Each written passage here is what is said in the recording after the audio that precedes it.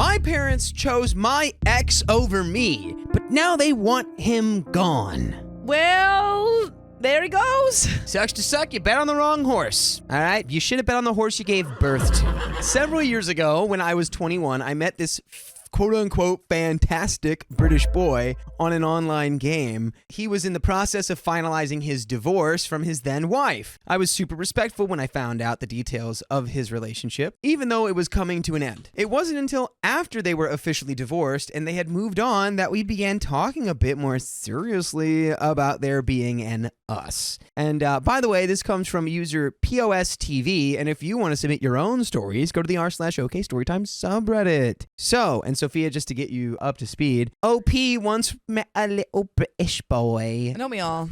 And he was fantastic. Yeah. Or so we thought. After several months of video chatting, texting, and emails at work, etc., we decided to meet up. I drove to Florida to meet him, and everything felt like a fairy tale from then on. I honestly believed he was everything to me. We moved in together after we started dating, and after a few months of living together, he expressed wanting to go home, which meant the UK. We worked things out financially, and we zipped off to England, where we lived with his parents for a year. Wow. Okay. Dang. During that time, he proposed. His parents have got to be cool to live with him for a year and then there's no frustration. It leads to you getting proposed. His parents got to be cool. I don't know. Maybe they're not cool. We'll find out. Maybe they're like, hot. Maybe they're hot. Ooh.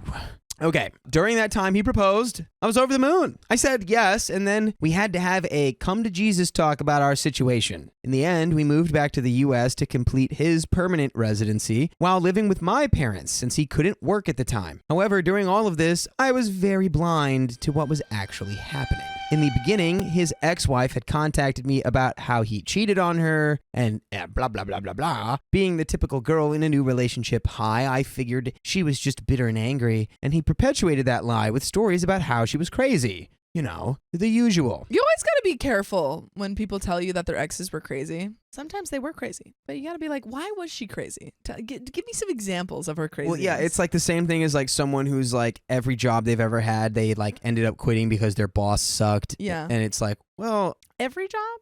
Well, like, really? During the course of our relationship, there were a few red flags that he was quick to have stories for. Oh, this girl I'm chatting with? Oh, she's an old friend and we're just catching up. I'm chatting with? She's no... You gotta do it the next. Oh, this girl I'm chatting with. I can't do it. That was so much. Okay, it's fine. It's fine. Keep going.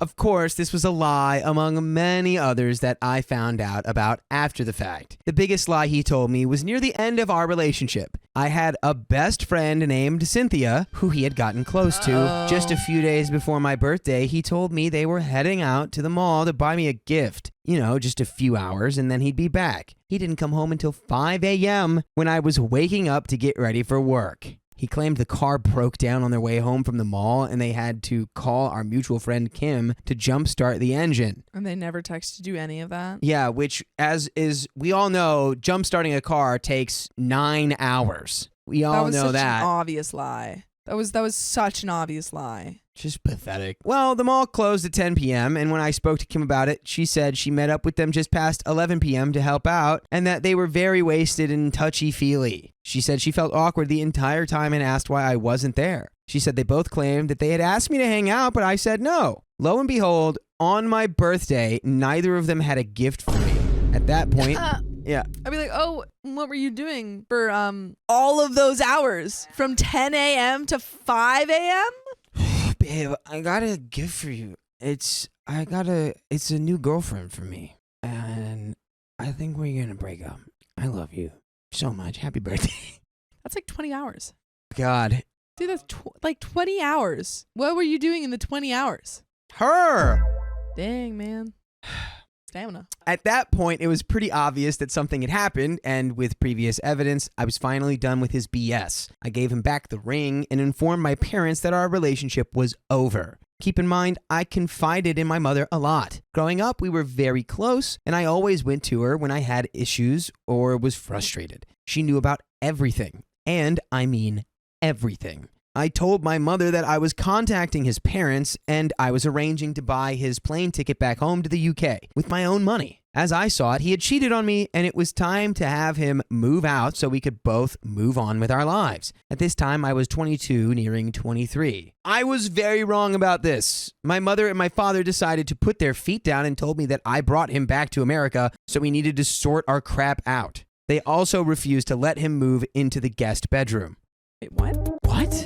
Wait, your parents forced you to stay with him? What? What?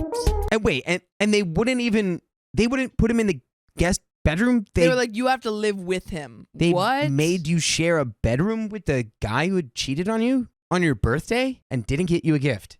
Wow. I'm sleeping outside, dude. Yeah. I'm getting an REI membership. I'm buying a tent. I'm sleeping outside, and then I'm returning the tent. And then you return it. Yeah. Dude, returns with REI are no joke. It's great. You know, and if I fall in love with the tent, maybe I keep it. Yeah. Anyways, for the next 6 months, I lived in hell. He was verbally and emotionally abusive, didn't respect any of my boundaries. I worked 6 a.m. to 4 p.m., and he was constantly up until 4 or 5 a.m. on Skype with new girls and gaming buddies, being super loud. The list goes on and on. It was awful. Just take my word for it. On top of it all, I was constantly arguing with my parents about it. They saw absolutely nothing wrong with what was happening and that we needed to be adults and work it out. I mean, So now I'm wondering right now, because we don't know we kind of know LP's financial situation. She's staying with her parents because they're saving money. Was that it? Did they say? Yeah, it was just a situation where they're living with their parents in this here. And, you know, you can make the logical leap if it's like they're 22, 23, living at home, saving money, starting careers. My advice for you, because I don't think you can get through to him. You can't get through to your parents. Do so much research to find literally anywhere else you can live than this. Yeah. Get out. Get out. And like, you know, this is more for anyone who may find themselves in a situation like this. Yeah, it's just, so the parents are being so absurd. I don't understand it. And I think if I was OP, I would immediately be like, oh, so, okay, mom, who did you cheat on dad with while you were engaged? Oh, you didn't? Dad, who did you cheat on mom with when you were engaged? Oh, you didn't? Oh, so so you're both just talking right out of your butts. Cool. Nice. Yeah. Ugh. Yeah. So nothing changed until I finally had a nervous breakdown and told them that if he didn't go, I would move out and take my $500 in rent and utilities elsewhere. Girl, you already paying rent? Oh. You're already paying rent. Leave. Yes. Just leave. Take your $500 elsewhere. Yes.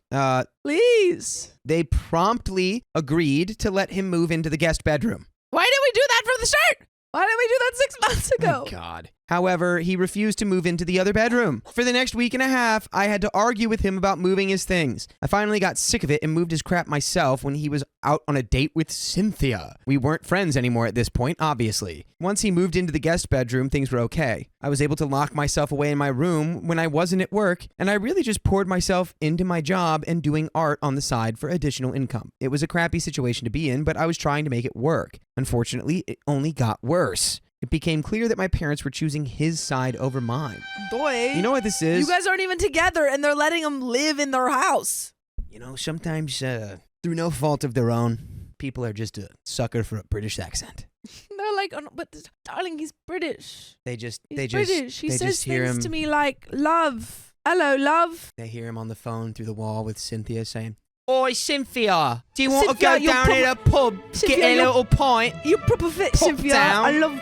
I can't wait to show off your proper fit body to everyone down there at the Pubberooski. What? And they just go, swoon. Oh, my goodness. So Swoon. romantic. That's going to be our son-in-law. And it's not their fault. It's the British's fault. It's the British. For speaking so hot. Speak too hot, man. Anyway. Keon, you have something to say? Yeah, what, you got something wrong with the British accent? Keon, you have something wrong with the British? With the Brits? You got a problem with Brits? I love a good Carlsberg. You don't even know what that is. Carlsberg. I know what a Carlsberg is. Yeah? What is it? It's Carl's. First of all.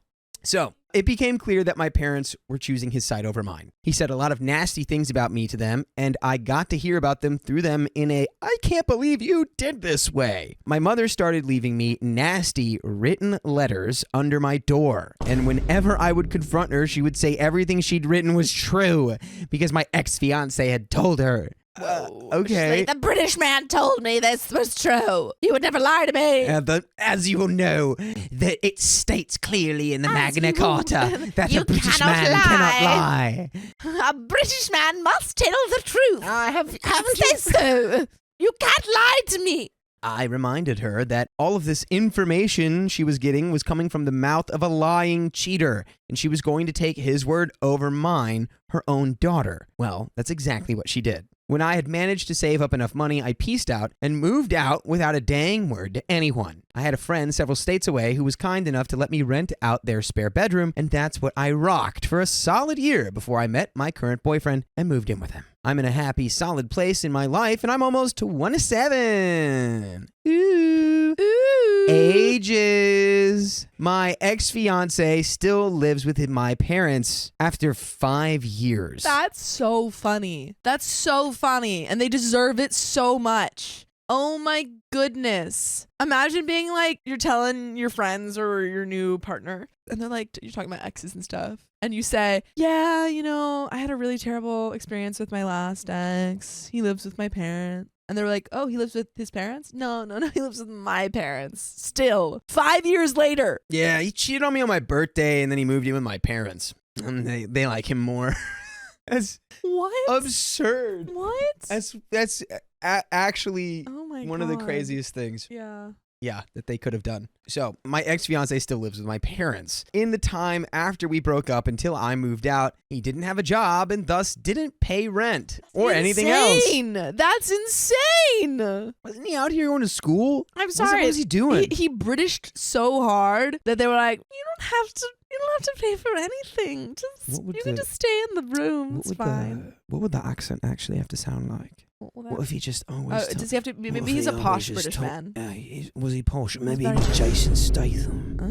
Oh. He's like, I'm the transporter. Oh, and I've they were got like, people whatever to you transport. say. And then he just Got goes him. outside and he watches clips from The Tonight Show with Jimmy Fallon. Maybe he's an And then he older comes man. back in 8 hours later and he says, oh, that was a long day at work. Yeah. And they're like, oh, he's so mysterious. That was a long day at work with Chelsea. Oh, she's gorgeous. I'd cheat on her. I'd cheat with her any day of the week. I'm a sucker for a lady with a name Cynthia. That one didn't sound like Jason Statham. That was just I don't know how guttural. to do a Jason Statham accent, so I'm just All you doing a have to say deeper is British voice. Transporter. Transporter. No, transporter. Transporter. Yeah, I'm the transporter. All right, that one was bad too. Okay, so this jobless, penniless British man is living with OP's parents. Yeah, and he's providing a service. However- being British. However, he did complete his permanent residency and is now allowed to work. After I moved out, I didn't speak to my parents unless it was absolutely required. I called on Christmas, New Year's, Mother's Day, etc. I didn't give my parents my address though. I was fine with cutting all ties with my family since it was clear they were going to support my jackbutt, lazy ex-fiance. So that was just over 3 years ago. Yes, he still lives with them. Over time, my relationship with my mom got a bit better, but she's never apologized for what happened. That's okay. I don't expect one from her, but I won't make her a priority in my life. The other day, I got a random Facebook message from my ex-fiance's mother asking me to message him because he had a question for me. I was hesitant at first, but unblocked him on Facebook, and I asked him what was up. He asked me about my TV and my papasan chair. What the heck is a papasan chair? I think it's what I have. Like a nest? Mm-hmm. I think Like we've a been over pillow this nest before. chair? It's like, I believe it's what or I like have. how do you pronounce that? It's like I think it's papason? I thought it was Papason.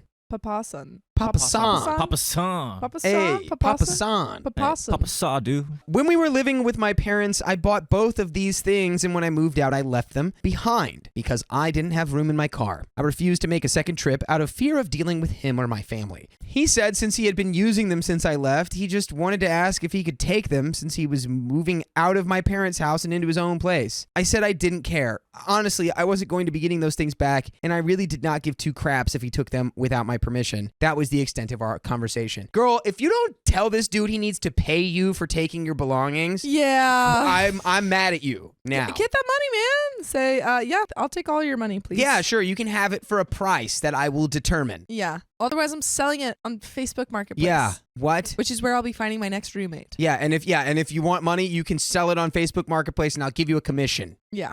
For God's sakes, give this man nothing. He's taking your parents. He's taking your parents. They couldn't have been that good in the first place. Well, it's, again, the British accent. It's not their fault. Not their fault.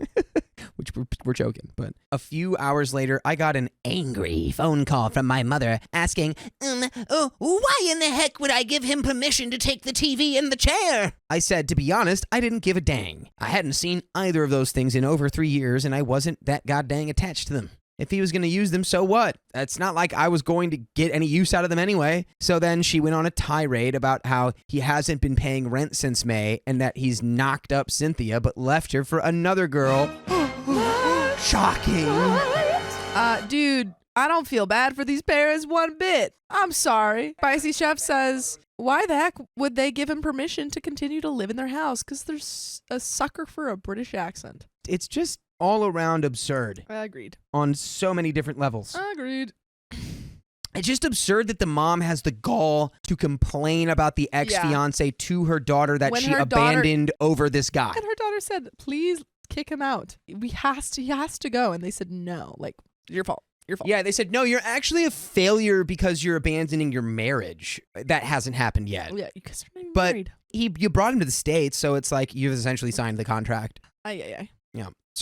So he's not paying rent. He got Cynthia pregnant. His room is an episode of Hoarders Gone Wrong. Blah, blah, blah, blah, blah, blah, blah. Also, while my mother was in the nursing home, she has failing health, and my dad was visiting my ex through a huge party that my uncle came home to. Oh, I thought I misread that as came to. Yeah, your uncle my uncle showed up, and that really was Yeah. bad because Yeah. my uncle goes way too far at the party. Oh, Lord.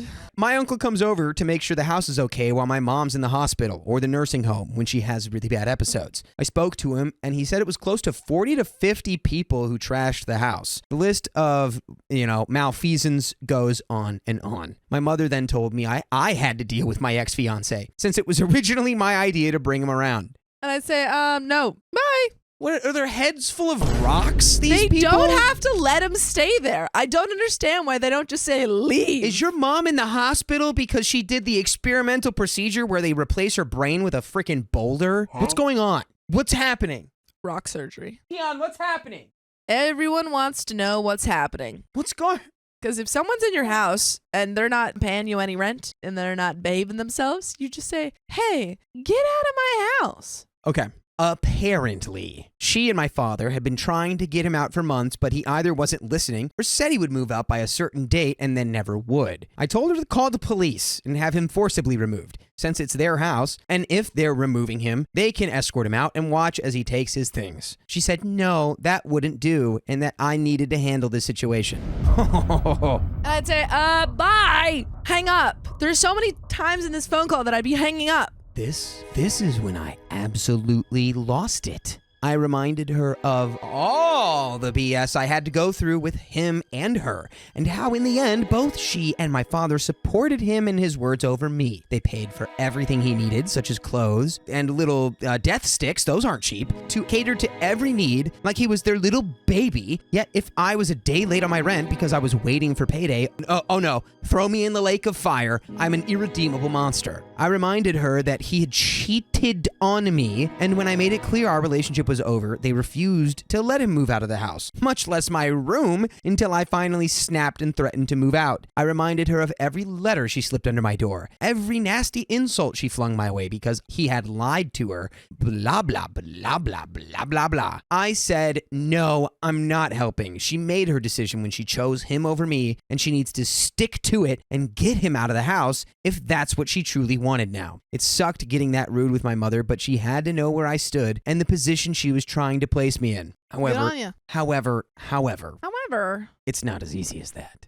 Dang it. Ow. My mother is very sick. She is constantly in and out of the hospital with heart and lung issues. She lives on an oxygen tank now, and any amount of stress can trigger a whole slew of issues. Her doctors have warned her multiple times that stress could give her a stroke. I've already lost my grandmother to a stroke, so I don't want my mother to go the same way. A part of me feels responsible for the situation, since I don't want my mother to have to put up with him. After my conversation with my mother, I sent my ex-fiance another message. I told him that after speaking to my mother, I wasn't comfortable with him taking anything, including the TV or chair. I said those things were to remain where they are, and he is not allowed to take them. I said this was my first and last message to him regarding the issue, and to resolve this as peacefully as possible with my parents. They deserve that much. To be safe, I screenshotted the message and sent it to my mother as well, and then blocked him on Facebook again. So my question is, did I handle this the right way? I feel incredibly bad that I don't want to do anything more for my parents, but at the same time, I also feel that they made their bed and have to lie in it now. If anyone else has gone through something similar, what would you do? Should I call the police for them? Should I make a visit? What are they, your kids? They're your parents. Your mom might not be doing well, but your dad seems fine. He can handle it. Yeah, where's dad? Here's the solution right here. Mom goes and spends an afternoon with a friend,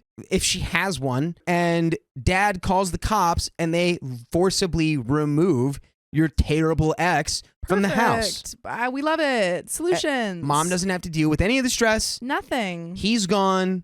Yeah. The day is saved. Yay. And you don't have to be involved. So what do I do? Should I make a visit? I'm at a loss since I feel I've done enough, but not enough, if that makes any sense whatsoever. Any help or advice is much appreciated. Thank you so much. And hey, by the way, we would thank you so much if you listened to full episodes with stories just like this on Spotify or Apple Podcasts or iHeartRadio or wherever you beautiful people listen to podcasts. Just search OK Storytime and you've got the whole world in your hands. You've got... world. I need more. I've used that one. You've got the kit and caboodle. I've used that one too. You've got the keys to the kingdom. That's a new one. I haven't used that one yet. Yeah, sure. You've got the touch. You've got the power. That a girl. Bam, bam, bam, bam, bam. Oh boy. Samantha L says, why didn't they legally evict that leech? Because they're silly.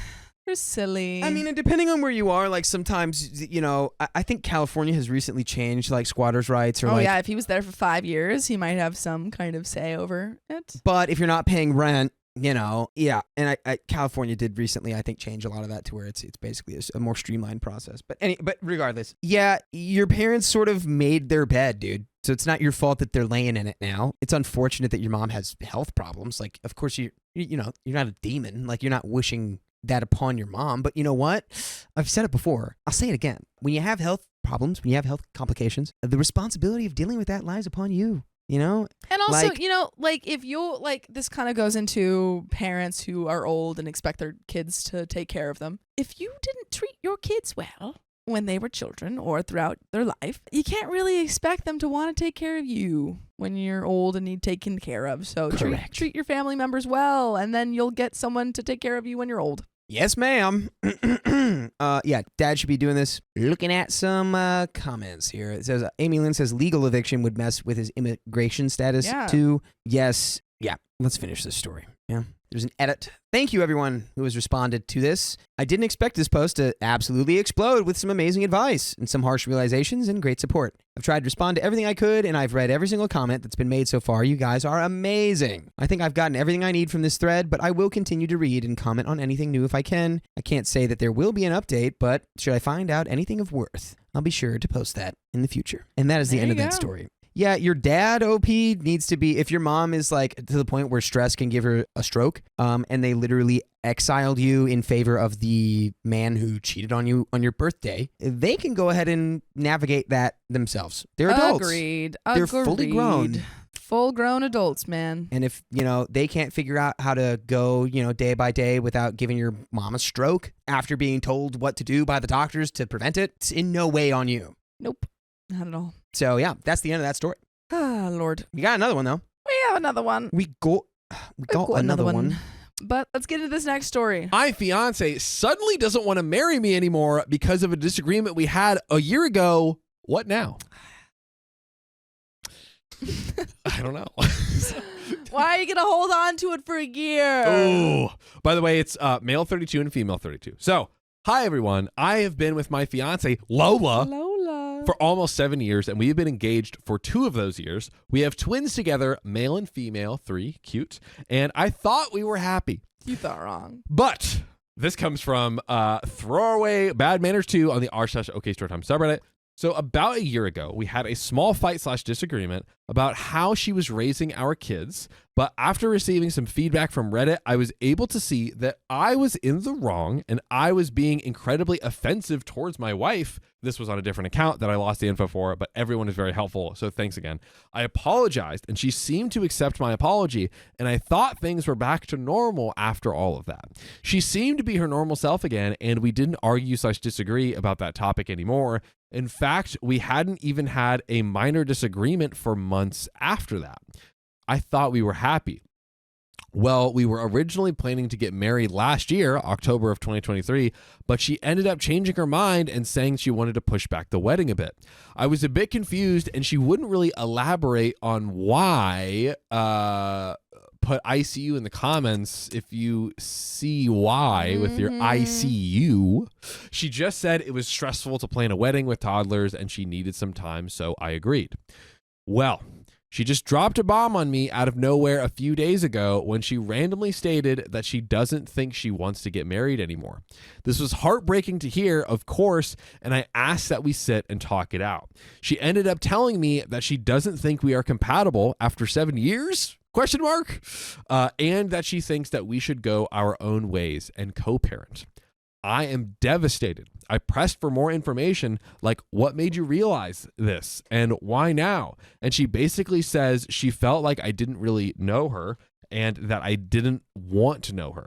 I thought this was ridiculous. I know everything about her. I know her favorite color, movie, and song. I know her favorite food. I can read her body language extremely well. Just to say, when you're like, she says she doesn't feel like I know her. I know everything. I know her favorite color. Yeah, it's pretty surface level. Hey, listen, people say your favorite color is the key to their heart. Ooh, there we go. That's what everyone says, Sophia. Yeah. It's true. It's a quote and a fact. It's a quote. Yeah. Like, why is it your favorite color? That's important. Who is Now your we're favorite getting color? deep. Now we're getting deep. Where is your favorite color? Oh, stop, Sophia. We're talking about when is your favorite color? This is too much. This is too much. I'm getting uncomfortable. So I do know her. We've been together for years. She said a few more things, and apparently she's been thinking over our relationship since that fight happened. A year ago. She said it was eye-opening for her and that when I let her see the post and she looked through all the comments, she realized things about me that she had swept under the rug for years and blown off as one-time issues. She went on a whole spiel about how all these things she had realized about me and how she didn't think we should be together anymore. I don't even know what she means. I think I zoned out for most of her rant. Guys, he's so attentive. He's like, so... I know everything about her. She was talking to me and I don't know what she said, but like I just started thinking I don't about understand. like Tom Brady's record. I mean, like he's just so great, you know, just like thinking about that. And then she's like, so what do you think? And I was like, I think you're the freaking best, babe. I know your favorite color. Let's do this. No, I've literally never zoned out. So I zoned out for most of her rant because I was blindsided and hurt by this. And I was trying not to break down in tears. Not because he was thinking about Tom Brady's football record. Okay. I offered to go to couples counseling and individual counseling, but she said it was too little too late, and that I should have done that / offered that a year ago when this all blew up. I don't even know what to do now, and I think it's a bit unfair for her to put all of that on me just because I don't think of therapy after a minor disagreement a year ago. All caps. I'm no longer someone she wants to marry. That's insane, OP says. I don't know what to do. How can I get her to give me another chance to see that I still love her and we can make things work? What can I say to make her change her mind? I'm so lost and I don't know what to do. We have an edit, but super quickly. Bro just doesn't get it. Bruh. Am I wrong? Yeah, no, he doesn't get it. Yeah. No, like reading this, it really feels like he's like, I don't understand why she's upset. Yeah. Like she told me, but I didn't listen. Like the only thing I could say here, and I think that OP's partner basically, from what she said, was like, hey, it wasn't until like I really sat down with myself and had time to connect the dots, you know, took off the rose tinted glasses essentially, that I fully realized like how I feel about you and us in this relationship. And now that that's happened, I kind of feel like I see the clear picture, and that clear picture says to me that we are not compatible and we shouldn't be in a relationship. That's what it feels like she was probably saying. The one and only thing I think you could possibly critique her on is like well, keep me more in the loop as you're doing that. That's what I was gonna say, because I do not like that she took a year Yeah. to then tell him. I think that he's probably missed more than a few cues. Yeah. But I do think that waiting a year to tell someone, hey, I'm still upset over this thing, and I don't think we're, working. When you're parenting together, I think maybe there should have been more communication. That's true. there. Yeah. I feel some sympathy for her because if this is how like OP reacts to everything, I could see a world where it's just like it's hard for her to bring up these things because he's so non-receptive. But at the same token, it doesn't make for a healthy relationship dynamic to withhold, like just communicate everything like as quickly as possible, because then you can actually like come to a consensus and work on it. And I don't think a problem, if you've never brought up a problem and then you bring it up as a way to break up, I think you can do whatever you want, but I think it's maybe not the best practice. I agree. I think maybe a alternative route that could have happened here is like for instance, he did suggest couples therapy. I think she could say like, hey, this is where I'm at and where I'm feeling, but yeah, let's go to couples therapy. Let's have a third party help us like walk through this process. Not to say, and hey, that doesn't even mean she has to stay in the relationship, just as a means of like, okay, let me like use this to now to at least the year has passed. We're here where we're at, but let's have the conversation, like go to therapy and talk about it. I don't know. Let us know what you think in the comments, because I'm very curious. It's a very like nuanced dissection of it, but I'm very curious to what you all think. But we're very nuanced here. There's a lot of context here. But there's also a lot of edits here, and I'm going to freaking read it to your face. I think it might be a good idea to link the original post with the details of our disagreement, as some people are asking for the details and accusing me of avoiding the question, so the post can be found here. Riley, if we could click that, we're going to check into that. That 1 second. And then I'll read this edit in the meantime. I feel that you all have given me a lot to think about and reflect on. Thank you. I will no longer be replying to the comments. So we're gonna pause right here, and we are gonna see the original post. So we're gonna read the original post real quick, and then we're gonna get right into the update. Let's go. So, am I the a-hole for demanding my fiance stop teaching our kids bad manners? I see you. Hi, everyone. Using a throwaway because I don't want this on my main, but I would like an outside opinion. My fiance Lola and I have been together for 5 years, engaged for a little over a year, and we have twin boys, boy and girl, 2.5. Also, just real quick, OP literally never mentioned her culture or anything in the original part of the post. Yeah, because he knew that he was in the wrong. Yes, and to me that proves he doesn't care. Just saying.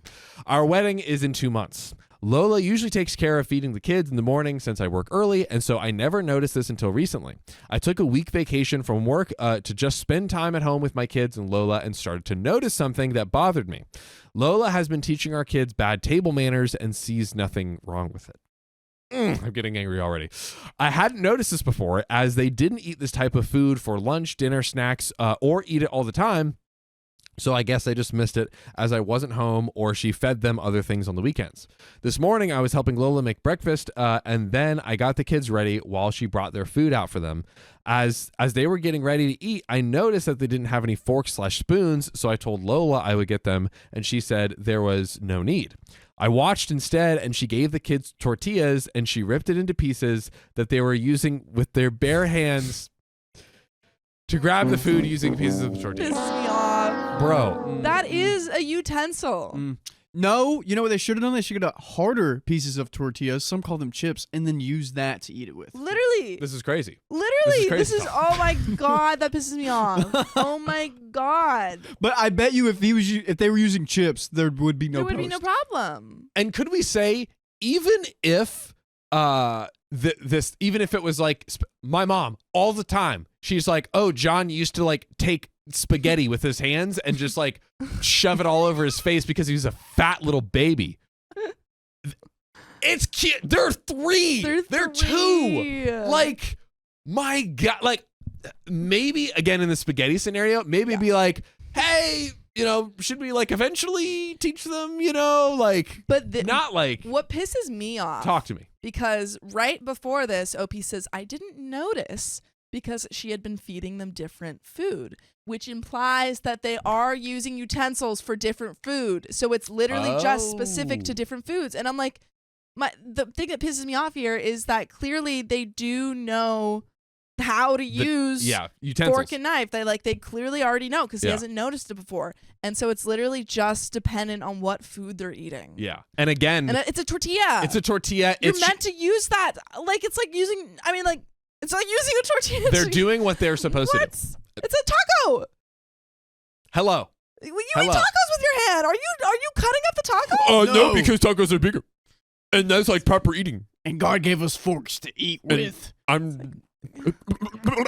hate this. I hate this. So we're going to keep going, as painful as it is. I asked her what she was doing and that she should be giving them utensils, but she seemed shocked that I was concerned and said that's how they always eat it. I told her that she was teaching them bad manners and making them think that it was okay to just grab food with their hands. She told me they do that anyways when they have chips or grapes or tacos and pizza, and listed a bunch of other snacks and fast food you eat without utensils. But I pointed out that those things are usually made to be eaten quickly or on the road, like fast food, and utensils aren't needed. What do you think the tortilla is for, my brother? She said I was being offensive by calling her way of eating gross and saying that it was having bad manners, but I do think it's gross to see someone grabbing at food with their bare hands like that. Well, maybe you should freaking wash your hands, you dirty a-hole. Can you wash your brain? Can you like scrub out all of the... He makes me so angry. Nonsense. This man has never had Indian food. This man has never... Well, he's clearly never had any cultural food. Dude, the dip in the naan, in any sauce? Yeah. The naan, you grab the rice and the curry, you eat it up. Num. I'm getting hungry. Stop it. Hungry. Stop it. I know. It was small, though. Oh, Sophia. Sweet Sophia. She said she grew up eating like that and would always use tortillas to eat things like eggs or meat, rice, beans, etc. And that it wasn't gross because she's always made the kids wash their hands before they ate. I grew up having my kids having forks for them to eat, which they didn't want to use, which made me even more frustrated with her because now they're used to this. Lola has been really annoyed the rest of the day and wouldn't let me help her with lunch. And earlier, she was walking around the house speaking to someone, probably her sister, in Spanish about me, and I'm starting to feel a bit annoyed. You probably also never even tried to learn Spanish. 0%. Am I the a-hole? Yes. I know, I hate you. Brother, yes. You're the a-hole and I hate you. So update. Hi, everyone. We're still in the context post here. So hi, everyone. This will likely be the last post I make on the situation as everything seems to be final now. Oh, it is not. This one is made with my ex's permission and she will read it over beforehand as she thinks I am an unreliable narrator. Yes. First of all, we have broken up. Good. She gave me back the ring. Even though she said she didn't have to and she could pawn it and keep the money, she didn't want to do that and gave it back to me. I think I will pawn it myself and give her the money since she has moved out of the house. She moved in with her brother and his partner, who is actually able to get her a job where he works, and she is apparently starting next week. Even that is like, oh, her brother, surprise, like her brother, just subtle microaggressions, I believe. We will split our time with the kids since she said she was able to get shifts that align with my schedule. I have a pretty flexible schedule, but I prefer to work the same days/times every week. So we will trade off the kids when each of us is at work, and we are going to split the weekends. We are going to get a custody agreement, but we talked about it and agreed to a 50-50 split, and we are both going to be cooperative as I don't want to stress her out, and I do want to see my kids. I will also be brushing up on Mexican culture.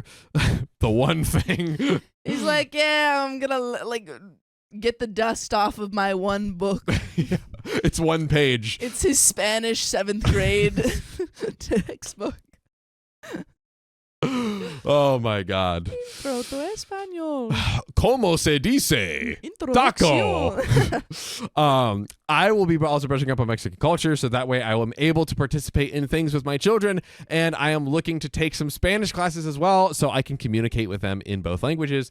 I showed my wife the post the day after I made it, and she read it over and read all my comments and a lot of other comments. She took like 2 days to do this. Afterwards, she said she wanted to talk and asked me if I was serious when I claimed that I thought she wanted to break up because of the one fight about the food. I said yes because I was serious and did think that, and she said she couldn't believe me. I asked her to elaborate, and she got very mad and asked me if I was really oblivious to my own actions. I realized that I probably had been oblivious to my own actions and that I've been selfish, and she kind of blew up and said something and asked me if I need an effing list so I could see all of the crap I've been doing. I told her I would appreciate it if she could communicate some of the issues, and there was no need for a list. And she said that a list would probably lessen the chances of me losing focus while she went on a rant. Ouch, but deserved. We ended up having a long talk about it, and she wanted me to include this in the post, so I add it below. Note, these are just the things that happened since the fight about the food, so that's just the contained things. When one of her nieces had a quinceañera, I kept calling it a sweet 16. It's not even a 16. She's Brother.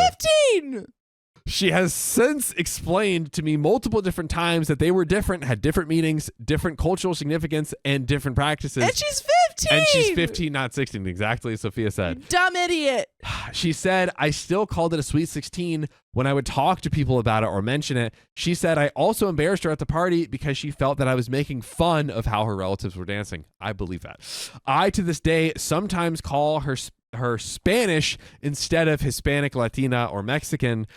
She said that there is a big difference, and me slipping up and forgetting is BS. Yeah, because she's not from Spain. Literally, you idiot. This is something that, like, again, 5 or 6 years in, you should totally know. When she was pregnant with the twins, I told her she could give them names that are pronounced in Spanish, so that her non-English speaking family could say them easily, and also since they are half Mexican. Wait. So, okay, my interpretation of that is he's like, you can call her Maria and then just be like, Maria.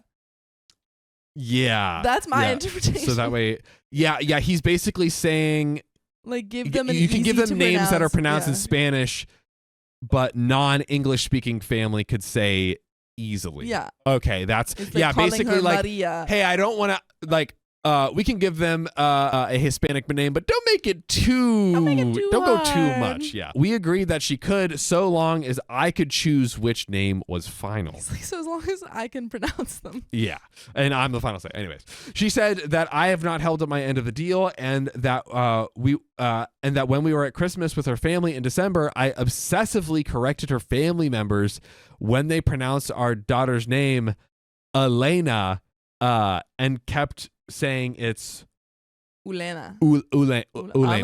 Ulena? Ulena. I'm presuming. I think so. According to her, I did this more than 6 times that night, and she stopped keeping count. I don't know. Is he correcting the people for the correct Spanish pronunciation or the English pronunciation? I think they are trying to pronounce it in a more like the Spanish. The true correct yeah, way yeah. it's meant to be and said. And he's like, no, it's Elena. Yeah. And they're like he's going too hard on it, right? Well, he's trying to make it more Americanized. Oh, I see. Yeah. Gotcha. Okay, that's what I was trying to clear up. So I didn't let her feed the kids some Mexican stew she made because it looked spicy. I genuinely thought it was. Bro is just telling on himself so hard. It's crazy. It's too spicy. It's vanilla, babe. Stop. It's too spicy. Add salt in it. She said she told me that she hadn't used spicy peppers, but that night I fed them something else before the soup was done, and she said I disrespected her and her parenting skills. She feels like she is not allowed to listen to her music or any Spanish music because I will complain or change a song. She said that she can only listen to her music when I am not home, otherwise I will change it within a few seconds.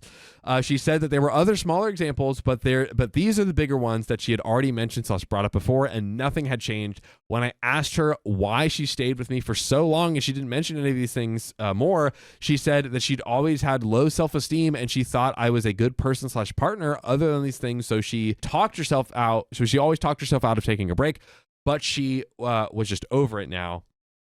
The things that she listed off really opened my eyes and made me realize how selfish and unaware I've been, and I know that I needed to change. I apologize to her.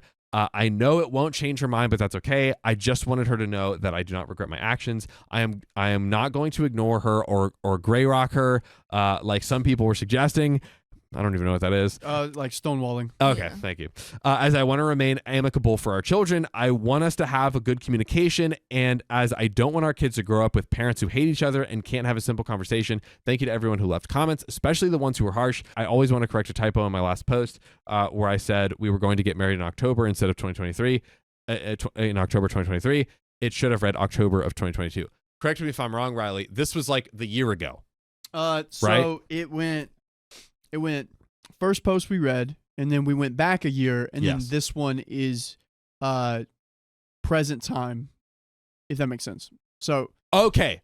So Yep. we're now fully caught up. yeah, we're fully caught up in this new post that we just read. Shmed says, how can you be racist and get with a Hispanic woman? I don't get this guy. There are many people Lots of people do it. lots of people do it, like, and many times, like OP, they don't even realize it. And Yeah. maybe if we're gonna really, really give them the benefit of the doubt, their ignorance could be like they're not even trying to do it, possibly. But there are many scenarios where someone gets with someone of another culture and they like OP listed out like he snitched on himself. He did this so many times where he was doing these microaggressions to, like, he won't let her play her music. Yeah. He won't let her have the kids eat like in how the culture Spicy food, which Spicy they're foods. probably much more like able to handle than he is. Yeah, and 'Cause they've grown again, up with it. it's like not even necessarily like, oh, is it too spicy, whatever. It's the disrespect that he shows. She's like, no. Yeah. Dread04 says it. They are trying to whitewash their partner. OP is like, this is totally outside my cultural norms. Yeah. So yeah, all in all, like, Sophia, divorce or not?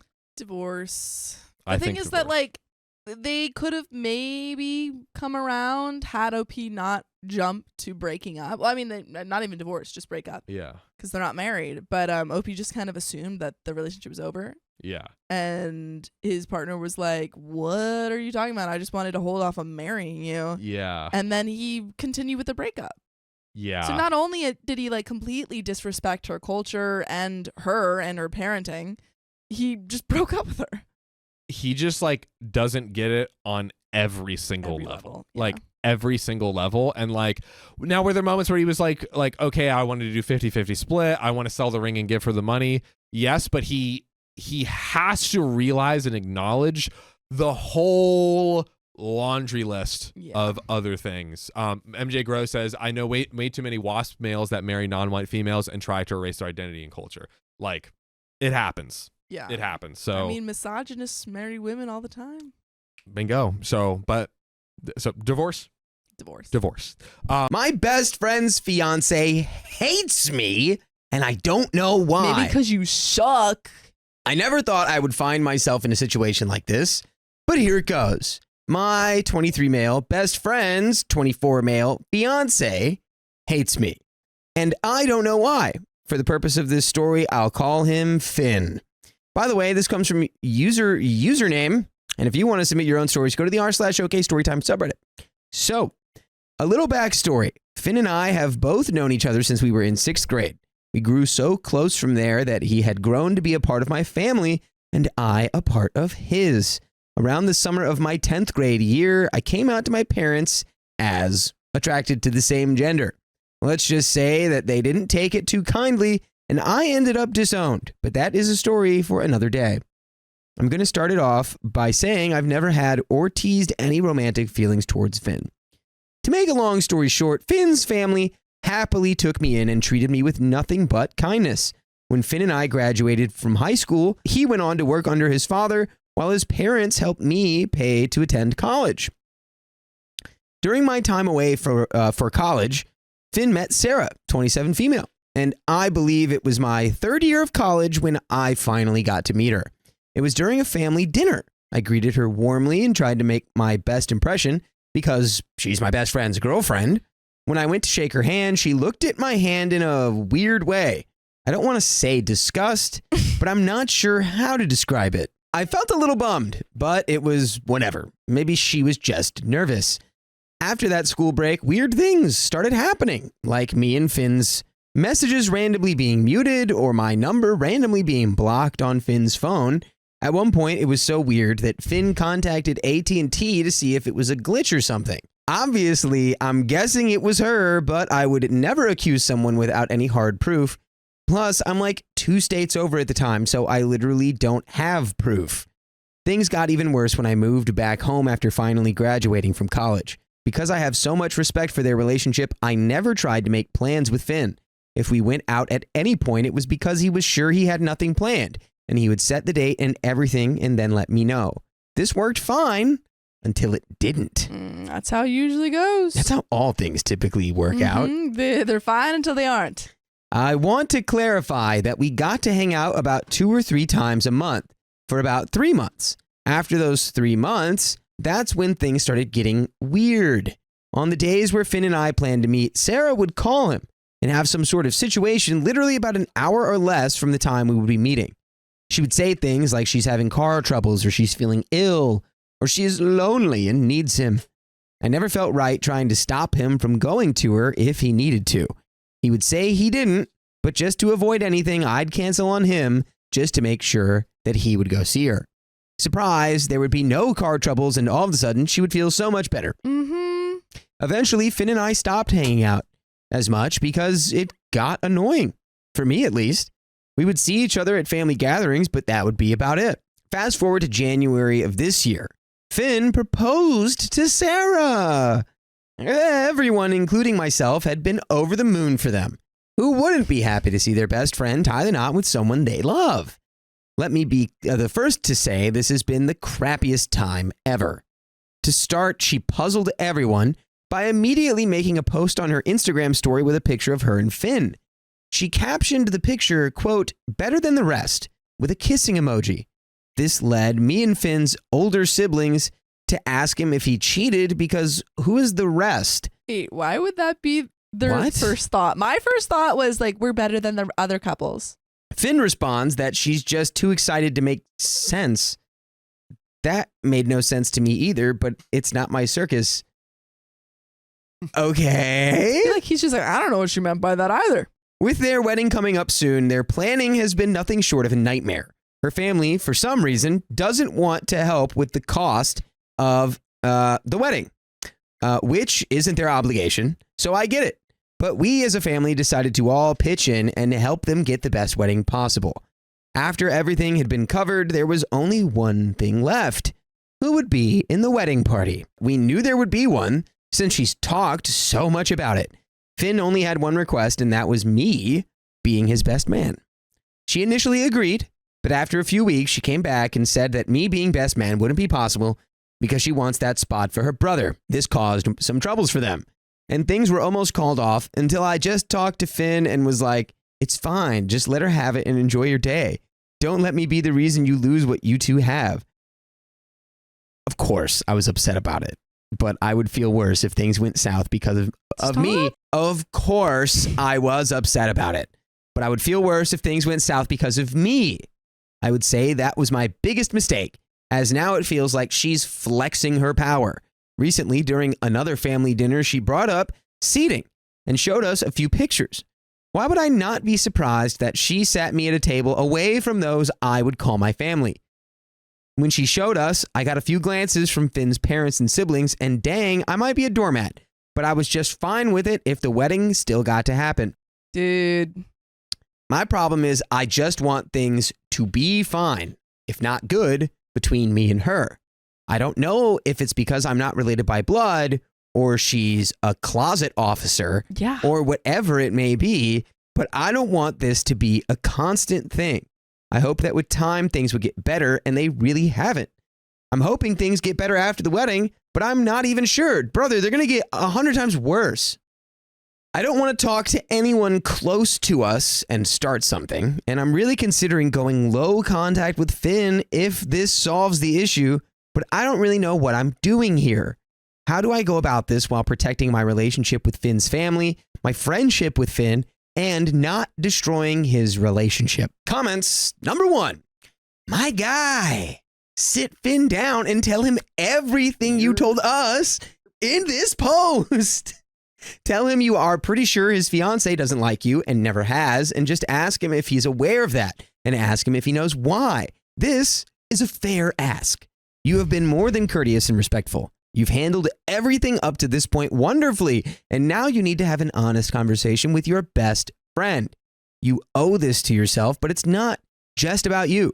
Fiance's problem could be with you, or it could be that she is a controlling nightmare, and this is more about isolating your friend from his friends. Your friend might end up being a victim of a bad relationship here because you didn't speak up.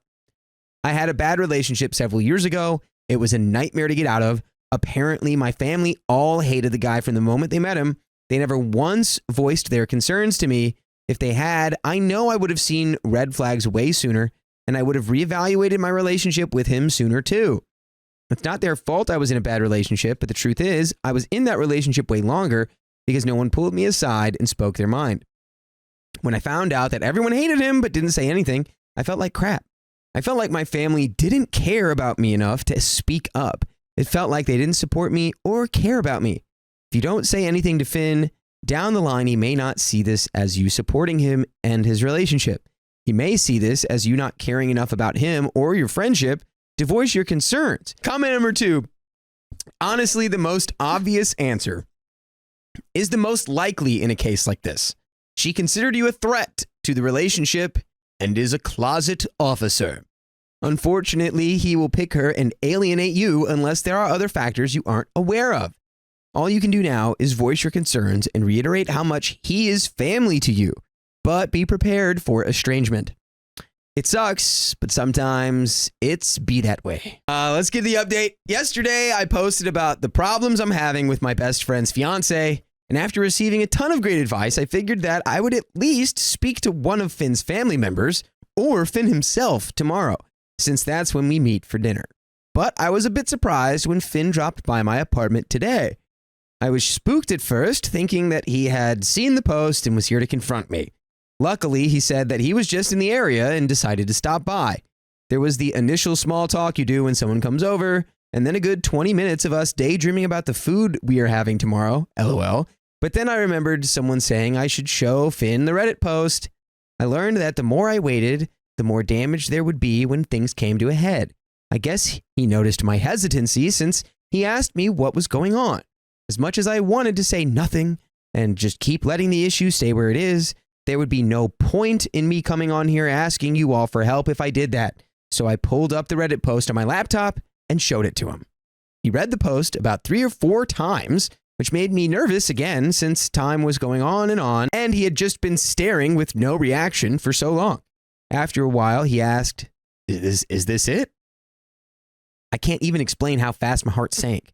I thought he was about to downplay the situation, even though I would say that the two of us have always been understanding of what each other are going through. He read through the comments on the post before he sat the laptop down. I want to thank you guys so much because the conversation that followed had me floored. I would say almost everyone who gave suggestions was correct in some way. Anyways, the conversation went like this. Have I ever made you feel like this was something you couldn't tell me? Me. Well, that's a very difficult question to answer. Not directly, but your happiness played a huge role in me just brushing it under the rug. You should have told me this long ago.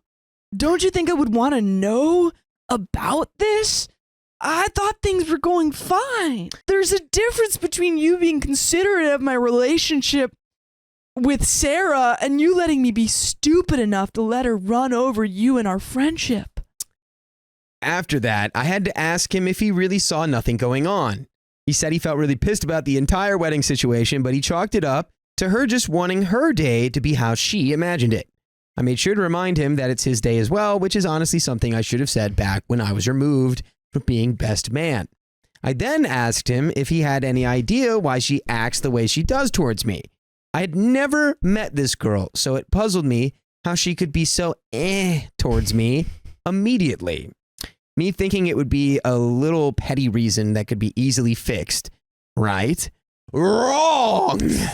Whoever said something about a wasted confession or something of the sort, you would be right. Ooh, apparently. During my time in college, Finn got closer to some people who went to our high school. This led to him meeting Sarah as well. He said that before he and Sarah started dating, there was one time where they had all decided to hang out and had been playing some sort of wasted confession game. I've never really been to parties like that, so I don't know how those work. Anyways, he started rambling for a bit before I asked him to get to the point. Guilty. In whatever effed up way it happened, he remembers saying something along the lines of, I wish OP was a girl. Not blaming him, but there's no way you said some crazy stuff like that. I almost thought he was joking, but he had a stone face. Wait. Oh, He I thought she was said- saying that. Finn said that. No wonder she hates me. Yeah. And that makes me wish I would have spoken up sooner. I told him how whatever he said was not okay. Yeah. I also told him that if he knew he said something like that, out of everyone, he should have known that she would feel some kind of way. He tried to excuse it by saying that he thought no one would remember Oh my God. and that it was just something that would pass. Let me clarify that Finn and I have never had anything going on. He wanted to, though. I don't even know why something like that would be said, and it still feels unbelievable to I me. know why. Now, I can sort of understand where Sarah's coming from. But then again, if this guy were to say something like that, why would you even go after him? Good He's point. probably cute. Yeah. Cutie. If you do end up with this guy, why are you going after the person who he said those things about like it's their fault? Because she's insecure and she's placing the blame on you because she doesn't know how to address it with her partner. Sorry, she just dropped the truth bomb right there. If there was a problem that obviously Sarah felt some way about, she should have talked to him or even me, and we could have spoken about it, says the guy who sat quietly for this long, I know.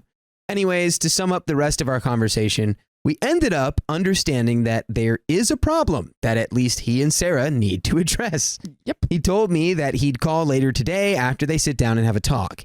Every so often I laugh because what kind of confession is, I wish he was a girl? Dude, no.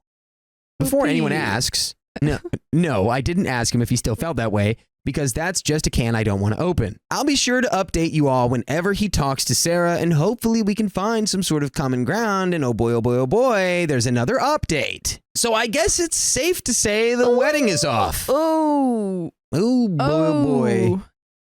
So on Friday, I came here with the problem of my best friend's fiance hating me. And after getting a ton of great advice, I was able to speak to Finn when he dropped by the next day. We spoke for a really long time with some really weird things being said. Anyways, after Saturday, Finn told me that he'd call me that night after he spoke to his fiancée, Sarah. Well, that never happened. Sunday dinner rolled around and everyone came by. I knew he had spoken to Sarah because she was giving me a death glare from across the table. All right, now you're starting to piss me off. We got through dinner, and now everyone had just been in conversation. At some point, Finn pulled both me and Sarah outside to the backyard. There was a long silence, but then Finn cleared his throat, and the conversation went something like this. Do it. I already told you I'm not doing anything. What does she have to do? She needs to apologize about everything so we can all be fine. I did nothing wrong. Your relationship is weird. Opie is weird. His relationship with your family is weird.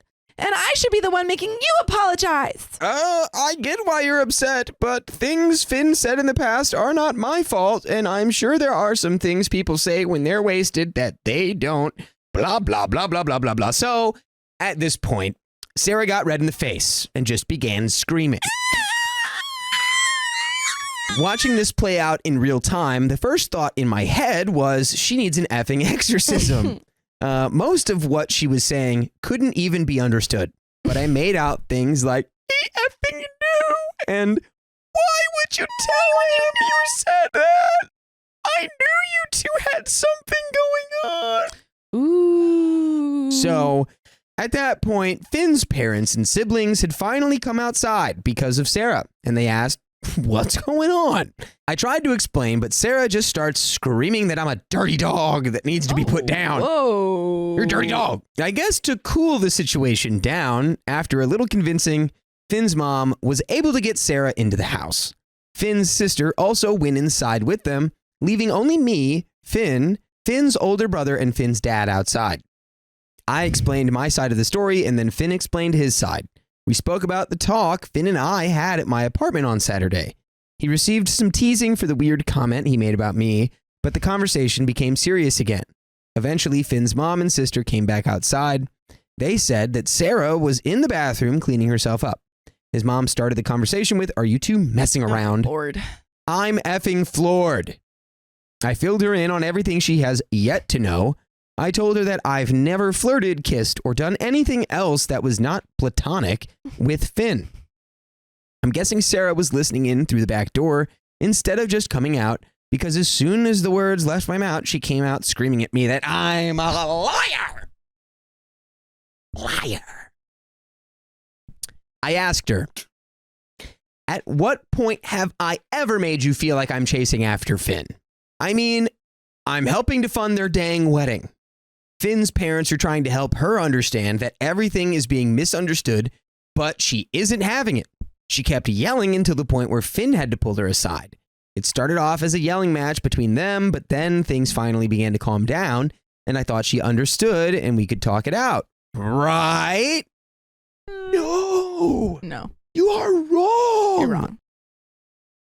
Color me effing surprised when she walked back over like everything is fine and slapped me. Whoa. That's not okay. After the long period of silence and shock, I was just done. I was like, "I'm out." And I assume OP left. Finn and Sarah began yelling at each other again, but at that point, I couldn't have cared any less. I headed back inside to grab my things because I'm done with this situation. Eventually, Sarah's screams at Finn went from calling him names to her saying, "I'm sorry," and "give it back." Finn yelled at her to stop. Hell, even I was scared, and I didn't even do anything. He then said something like, "I let you have the wedding how you wanted. I've never given you a reason to doubt me. The fact that you're just yelling and screaming here like a toddler is honestly something I'm not looking for in a partner. You make up this fake scenario in your head, and why? What good does that do? You're pissed about a comment made at a party before we even dated, and that is crazy to me.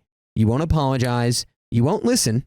I should have taken the ring the moment you slapped him. Nobody in this house has ever disrespected everyone else like you've done today." Finn came inside as well and began grabbing his things.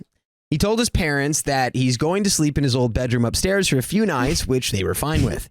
I knew Sarah had driven over with him, and before anything, no matter what they went through, he should make sure he gets her home safe. After I spoke to him about taking her home, he agreed. Everyone had finished grabbing their things around the same time, with me, Finn, Sarah, and his siblings all heading to our cars at the same time. The entire time, I was surprised, but not interested when Sarah began apologizing to me. Yeah, she slapped you. I would not be interested in her apologies. Yeah. You just turn the other cheek. Mm-hmm. Ooh. I mean, I didn't even want her to apologize in the first place, but just treat me with the kindness I offered to her. Why did we have to go through all of this? For you to realize that you're just being downright nasty. Mm-hmm. I'm not sure if she's been cheated on in the past or if it's some kind of trauma or something, but it's also not for me to figure out. Mm-mm. Finn ended up dropping her off, and I'm guessing he called me by the time he got back to his parents' place. I didn't even answer because I was just tired, and the entire confrontation drained me. It definitely could have gone better, and I hoped that this would be something that could be fixed easily. Instead, it destroyed a relationship, which I feel crappy about, but don't. Dude, that's not your fault. This is not your fault. You've done literally the least amount of stuff that you could have done. It's Monday afternoon, and there's still no word on if Finn and Sarah have even spoken to each other this morning. I haven't spoken to anyone this morning either, but Finn did send me a few TikTok videos. I think it's just sad because even with the way she treated me, I think their relationship was a beautiful thing. And it sucks that things such as jealousy and misunderstandings can be silent unalivers to a relationship. I thank you all for the advice and for pushing me towards talking to someone about this. I wish things could have ended differently, but as some of you said, this should be a wake-up call for both Finn and me. I'm not sure what will come of everything. Maybe they'll reconcile eventually, but I think for now, the wedding may be off. And there are some comments. Comment number 1. Did you ever feel like Finn was surprised that she was acting like that? Chances are that if he wasn't, it's sadly what he was used to. OP says, it's weird that you bring that up. Finn seemed to be unfazed by everything until after I got the schlap from Sarah. It makes me wonder if things had ever gotten physical between the two of them. I'll ask him about it when things calm down. Oh, and we're not calming down anytime soon, folks, because there's a third update here. Oh. I want to start things out by flat out saying that there isn't a chance of reconciliation between Finn and Sarah. Yeah. And after reading everything and really taking a step back to see how the situation was definitely a blessing, I'm happy with the outcome. Since the major fallout, Finn and I have spoken a lot about not only being open and honest with each other about things that bother us, but also about establishing boundaries for our future partners, not that either of us are getting out there. Yesterday evening, Finn and I went over to the apartment he shares with Sarah to retrieve his belongings. When we got there, Sarah wasn't home, so that was a relief. It was a bit of work to get all of his things bagged and boxed up and put in the rental, but luckily we got everything. I actually live in a decent-sized apartment, so Finn is going to stay with me until he settles everything with the place he had with Sarah. Finn, along with the rest of his family, ended up blocking Sarah, with Finn blocking her after they spoke a final time this morning. I was around during the conversation, and there was another moment where you all really helped. I'm guessing Finn also took notes from you all because he spoke for a long period about how she has things that she needs to work on before looking for a new relationship, with some of them being the ability to love herself and dealing with her mental health, as she's clearly not in a good state. There was a lot more, but that's just to make a long story short. She asked him if there was really no chance that she could work things out between them. He told her no, not only because of what he had just said, but because she disrespected him, me, and the rest of his family. He told her he should have put his foot down a long time ago, and it's just as much his fault as it is hers that things got this far. He told her that he wished the best for her, and when she is ready for a relationship and the time is right, then that will be that. There was a long moment of silence, and then she ended the call, and he blocked her not long after. Mm-hmm. I'm not sure how the wedding cancellations and all that good stuff will work, but I'm sure we'll handle it. As far as me and Finn's relationship goes, drum roll, I feel really happy. Okay. I feel like I got my best friend back. And it's crazy how you don't realize how different the energy in friendships becomes when you're in situations like that for that long. I can admit that, no, none of this was not my fault. So this is my fault. However, English major, I could have spoken up about it not only for myself, but for Finn as well. Maybe the two of us, along with the rest of the family, should take a trip somewhere, taking time for ourselves. I think this whole situation has been very eye-opening for both me and Finn, and there need to be some changes, especially with us and our communication, because as you all said, it wouldn't have gotten this far had we spoken about it. And that's pretty much it. There wasn't a crazy fight scene where the police bust in and take Sarah away. I think that Sarah definitely needs to get her crap together, but we also have to better ourselves as well. And some of you have made me very aware of the pushover I can be. Mm-hmm. You've all given me so much guidance, and that really warms my heart. I actually cried a little because almost a week ago, I felt so hopeless. This will most likely be the last update, but before I go, I'll answer some of your questions that I felt shouldn't go ignored. Also, I read every single comment. And even if I didn't respond, you better believe I took it to heart, and I am forever grateful. Okay, first question. Why do you think their relationship was a beautiful thing? I can't say my words were misconstrued, but I will say that I expressed myself and my thoughts the wrong way. What I was trying to convey was not the beauty of their relationship, but the beauty of relationships and the idea of relationships as a whole. That's the beauty of the vacation. I hope both Finn and Sarah find their person when they are ready. Why do you feel bad? This was another case of me expressing my thoughts poorly. I don't feel bad that Finn got out of that situation. I'm happy that he's out of that toxic environment before things got even more messy. What I felt bad about was that there was a situation to even begin with, and if my best friend is hurting, I can't help but feel bad. Being a rebound for Finn. No! No! Absolutely not. If there was ever to be something between me and Finn, it would be under full understanding that we are in it for each other. Not saying that it would ever even happen, but what good would a rebound do besides hurting each other? Once again, not even claiming to have feelings for him, but even if I did, I wouldn't use this as a chance to start anything with him, with emotions everywhere. The last time I heard from my family is a few months before I started college, which was many years ago. I wish them the best, but just not around me. Have you and Finn cleared up what your relationship is meant to be? Yes, we definitely have, especially with the help of all of you. I made it known to Finn that it's fine to feel however you feel towards me or anyone, but you have to understand who you are and what you want out of relationships with people, whether it's friendships or lovers or blah, blah, blah, blah, blah. Someone said platonic soulmates, and that definitely suits us. Ha ha. Why did Sarah's family disown her? That remains unknown. If I ever find out, I'll let you all know. I wish her the best as well, just not around me. Has Sarah ever physically mistreated Finn? No. He has said that they argued consistently, but there was never any hands laid on one another. Did you file a police report against Sarah? No, I did not, but do not worry. Since it all happened on the back porch, it had been picked up on the camera, and I have it saved to my phone if I ever need it, which I doubt. How have your partners felt about Finn? Never had one. And if you've never listened to one of the full episodes with stories like this on Spotify or iHeartRadio or Apple Podcasts, get your tookus down, get your little gluteus maximus on over there.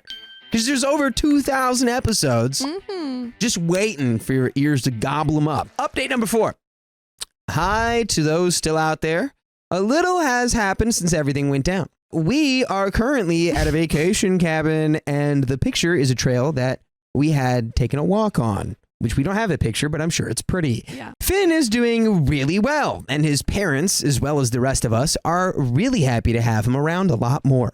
I've lived in the city all my life, so to see these huge, crazy hills is crazy. Ha ha. Also, I guess Sarah has been up as well. Since Finn and Sarah basically have the same friend group, she saw a picture from someone else's page of Sarah out at the club. He seemed indifferent to it, so I guess he's also learning to let it go if he hasn't already. Finn's parents and siblings leave tomorrow afternoon for either work or other reasons, but Finn and I decided to stay at the cabin for a while longer. And that is the end of that story.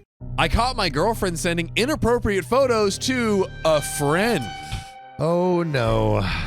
They say he's just a friend, but maybe not. For some context, we have been going through a rough patch in our relationship for the past 5 months. That's a decent amount of time. Long patch. That's almost a whole garden. Yeah, right? With the stress of college and work life, things have been strenuous. She's in a nursing program. I'm in a criminology course. Both of our schedules are pretty much full. Yeah. And the spare time we do normally have spent is watching TV shows or playing games we both enjoy. By the way, this comes from guest 142-178-266-3728. And if you submit your own stories, go to the r/OKStorytime subreddit. So our relationship has been going on for 5 years and is long distance. I have always had doubts about the possibility of her cheating, but nevertheless trusted her wholeheartedly. I mean, nursing, I'm not saying it is the discipline where people cheat most, but everyone else is. I am just pointing to the numbers. I'm pointing to the statistics. Statistics. Statistically, nurses cheat most. As Riley loves to pull up. Riley loves that one. With the occasional fights happening over small, seemingly insignificant situations, we have had a strained last few months. I knew about her male friend, Strat. What a name. That's cool.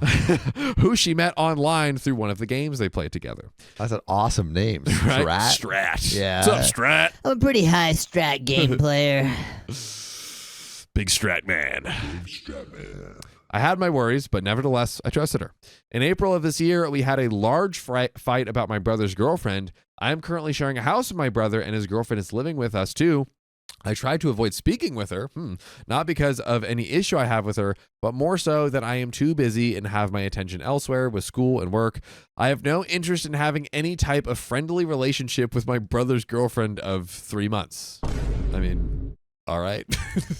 Sure, I guess. Bro, you don't, I mean, you don't need to convince us. Yeah. it's I just like- swear I'm not into my brother's girlfriend. I swear. Oh, okay, yeah, that makes sense. That makes sense.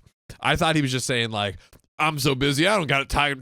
I'll have time to be friendly. Say hello. Hello. I could have used that half second to do some more. I'm some in more goddamn statistics. criminology. Come You know, on. crime don't stop, and I don't stop. You think these criminals are taking time to say hello? No, they're getting right to the they're task. straight to stabbing. Oh man. So, however, my fiance has been adamant that I have some sort of feelings for her. Aha, see, there we go. Sam was right.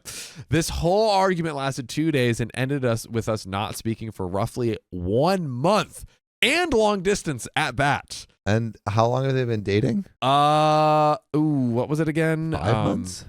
I think it was 5 months. Yeah, I think 5 months. 5 months. You're right. Bro, 1/5 of your relationship you haven't been talking is crazy. Like, Yeah. I don't know, man. This is not stable ground. Well, this was because I told her I do not want to continue an argument with her that's going nowhere near a conclusion that solves the problem. So she's like, great, we won't argue. Peace. I'm not going to talk to Bye. you. That's hilarious. We both had finals coming up and needed to study and focus on what's important for our future rather than bickering over something so small. Well, yesterday I found out that during the last 5 months of our relationship, she has been seeking emotional support from this guy.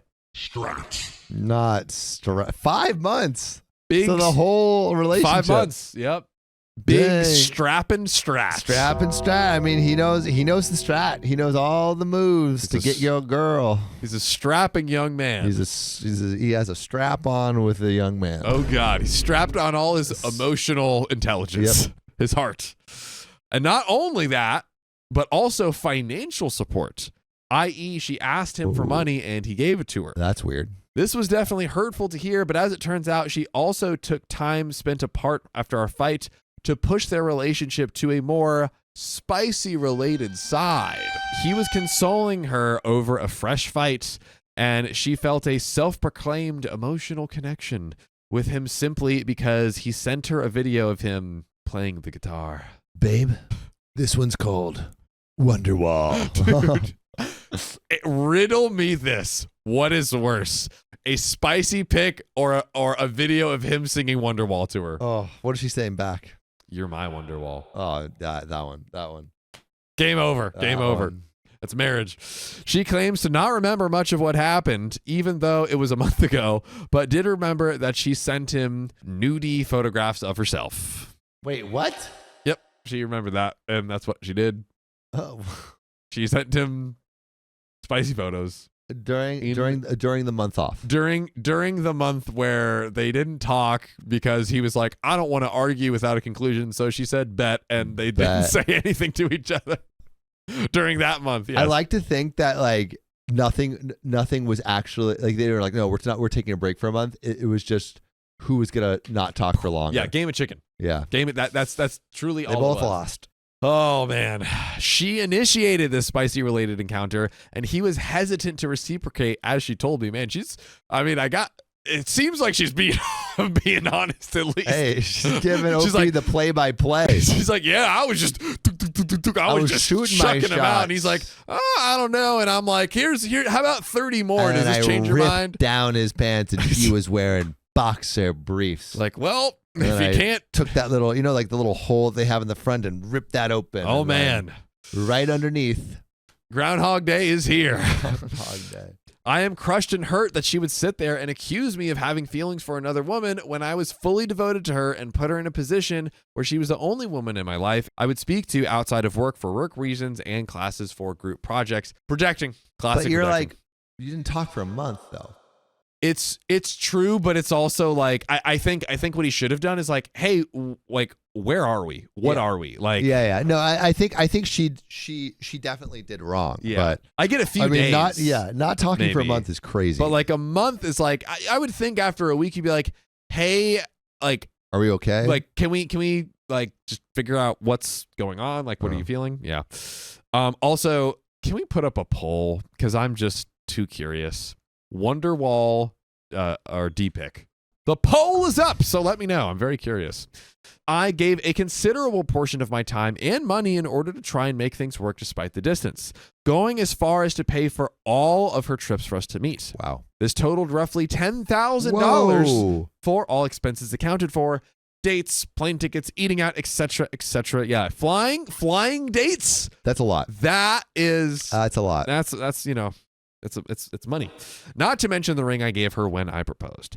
I thought it would be a good idea to use my great-grandmother's engagement ring that was passed down to my mom.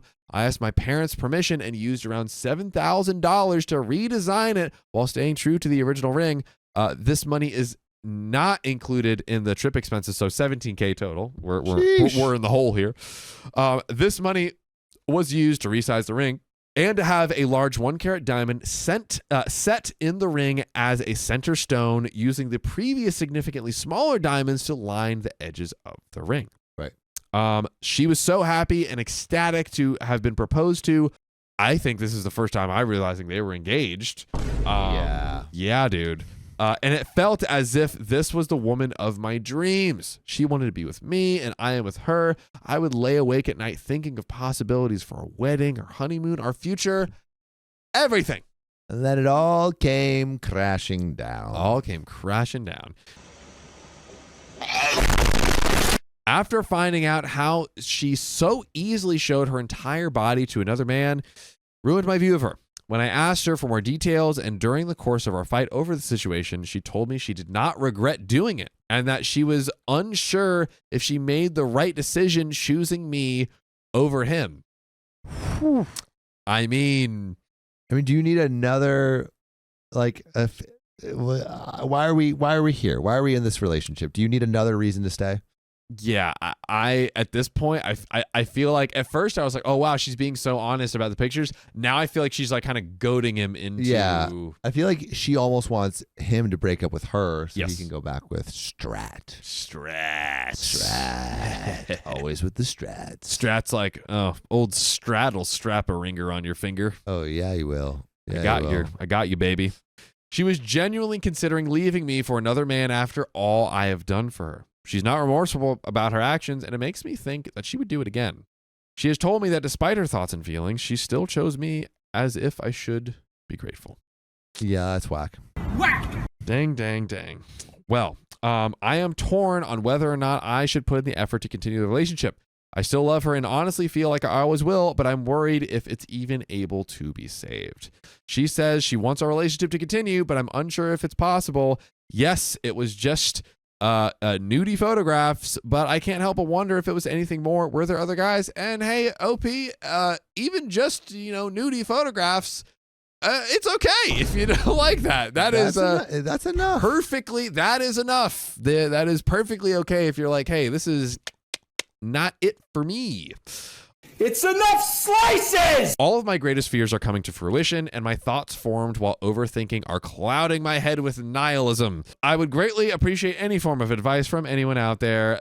Thank you for taking the time to read my story. Gratefully, SZ23 Mail. Oh, and we have an update that just caused the phone to explode out of my hand. It's so hot and juicy. Yeah, I mean, I feel like she's trying to hurt him. It feels like this is not a good relationship, or has become a bad relationship. They've been together for 5 years, rough patch for 5 months, dude, and then a no talking for 1 month, and she was emotionally like using this guy's emotional support for 5 months and sending nudie pics for 5 months or just the 1 during month? The 1 month. We don't know if it's a whole month. Yeah, but during the 1 regardless, month window. Yeah. I mean, the 1 month window maybe is like, I don't know if they had like an actual break or something. It doesn't sound like they talked about it at all. Yeah. Like maybe that's a little bit of a gray area, but the whole like talking for 5 months, it feels like Strat is the guy that started the rough patch, if anything. Oh yeah. And from only the context we have available for us, they had no discussion about it. They just stopped talking. Yeah. And to me, because it wasn't established, it's like, hey, you like, and you know, OP is being, I feel like, pretty cool, but he's like, I know it's just like the nude photos, but it's like, hey, dude, like, you know, she kind of did that without, Yeah. you know, being like, hey, I want a break. You know? Which, I mean, but I do think they both have room to grow in terms of being good partners to each other. Yeah. Why didn't he reach out in the month and be like, Exactly. hey, what are, like, that's What's going on? a thing you should do. But are we ready to get into this update? Let's do it. Let's do it. Sorry for the delayed update. No delay over here. I did have to go to work today, and I'm just now getting home to write this update, so enjoy the ride. To answer some questions and maybe provide some more clarity, I will respond to a couple of people, as well as be copying and pasting the entire text story from after our fight, in addition to what we talked about over the phone when I found out. So I guess the first thing to address is people asking how I found out, or if I knew about it prior to proposing, if I knew their relationship before this transpired, etc. So yes, I proposed to her a little before they met, a little less than a year ago, a year prior at this point. Thankfully, I do in fact have the ring. So to all of you saying, get the ring back, etc., don't worry. I can keep my family heirloom without ever seeing her again. This is because I jumped the pew-pew a bit on the proposal, and it was sort of out of the blue moment rather than something planned. So I guess he kind of just like, it kind of just came out of him, and he didn't have the ring or the setup or anything, which I guess is good now. Sometimes you have so much love that you gotta throw out there. However, it didn't fit, which I already knew, I guess, the ring, and I was in the process of speaking with jewelers on how to go about designing it. The moment was too perfect to pass up. Won't be speaking on it as I don't want to think about it. Either way, she gave me the ring in December 2022 when she came to visit for Christmas, and I asked for the ring back, telling her it was a surprise for her. I was planning to give it to her again for our year anniversary of being engaged at the same spot I proposed to her. That would have been cute. As far as if I knew the guy existed, yes, I did. His strat was to be known. I even expressed my discomfort to her multiple times, as well as calling her out for suspicious behavior. So before the messages, we would normally sleep call every night on FaceTime while watching a TV show. She said she wanted to go shower and was gone for upwards of an hour and a half. Took a long time to get cleaned. Oh, getting dirty while getting clean, I'm sure. Doity. Getting dirty. Getting sudsy. Following are some messages word for word from the time I called her out. I am Sean, and she is Elizabeth. OP, tell me the truth or leave me alone. Don't BS me. I'm not cheating on you. Look at what I sent you on TikTok, okay? OP, yeah, I saw it. It's BS. I'm not effing stupid. There's another guy, so tell me the truth. There's no other guy. I was pissed last night, and I was sure that you were going to look at what I posted on TikTok. Of course. So you make me think you're cheating on me. Good idea, ... You weren't saying anything to me like, what the F? Me? Question marks? Her? Question mark?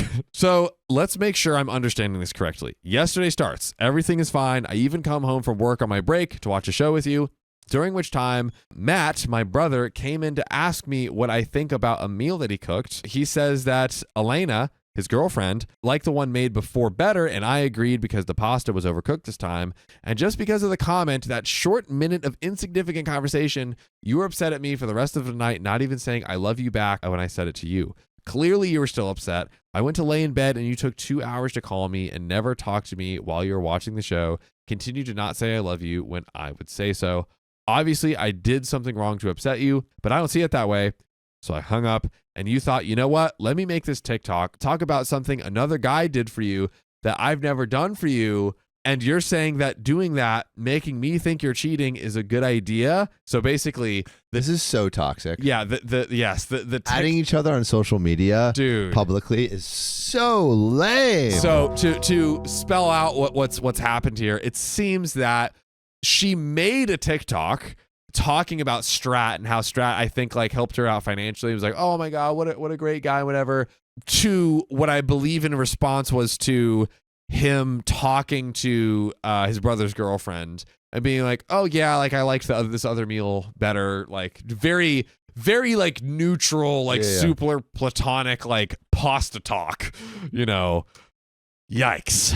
Yeah, big yikes. This is Super big wackadoodle. yikes. Yeah, I don't know if this relationship is the one to continue with, but we'll see the end of the story. I don't know what's going. I'm still too hot. I don't know what's going on with the TLDR. It just says expressing gratitude multiple times is a heartfelt way to say thank you to someone for their help. Why? Yeah. What is TLDR bot? Who are you listening to? Dingus bot. Anywho, and that it's a result of me not responding to you last night, even though you were the one not responding. I don't buy it. I'm positive you were cheating on me with someone else. Don't me. Just tell me the effing truth. Am telling the effing truth. You didn't talk to me last night. You sent me that video as if I did something. I waited for you to call me when I got out of the shower and went to lay on my bed, and you decided to leave the call and didn't even try to talk to me afterwards. And I literally saw you got on TikTok. I made a whole thing literally yesterday telling you how I felt. You reassured me by telling me that it was an insignificant effing convo. And yet for me, I saw it differently. And I know you do like her, so don't pretend. You only talk to Elena, brother's girlfriend, when I'm not around. And that's pretty obvious. Oh, this is exhausting. This is so exhausting. I do not like this one bit. Obi says, at 12:30, we finished the episode. I said, okay, bedtime, babe. You said, I'm not tired, but I'll get in bed and watch another episode with you right before I shower. I waited for you to do that and your night routine, which normally takes 15 to 30 minutes. Then you finally joined again after 2 hours. You weren't talking to me at all. Halfway through the show, I went to the bathroom and came back, and you weren't responding even after I said hello for 5 minutes, so I left the call. I effing fell asleep. It took you so long, and then I effing realized you effing left. Like, what did you expect me to just disappear from my phone? What? I didn't even mute myself. Any person, even you, would have known I was sleeping. Oh my God. Yeah. Oh.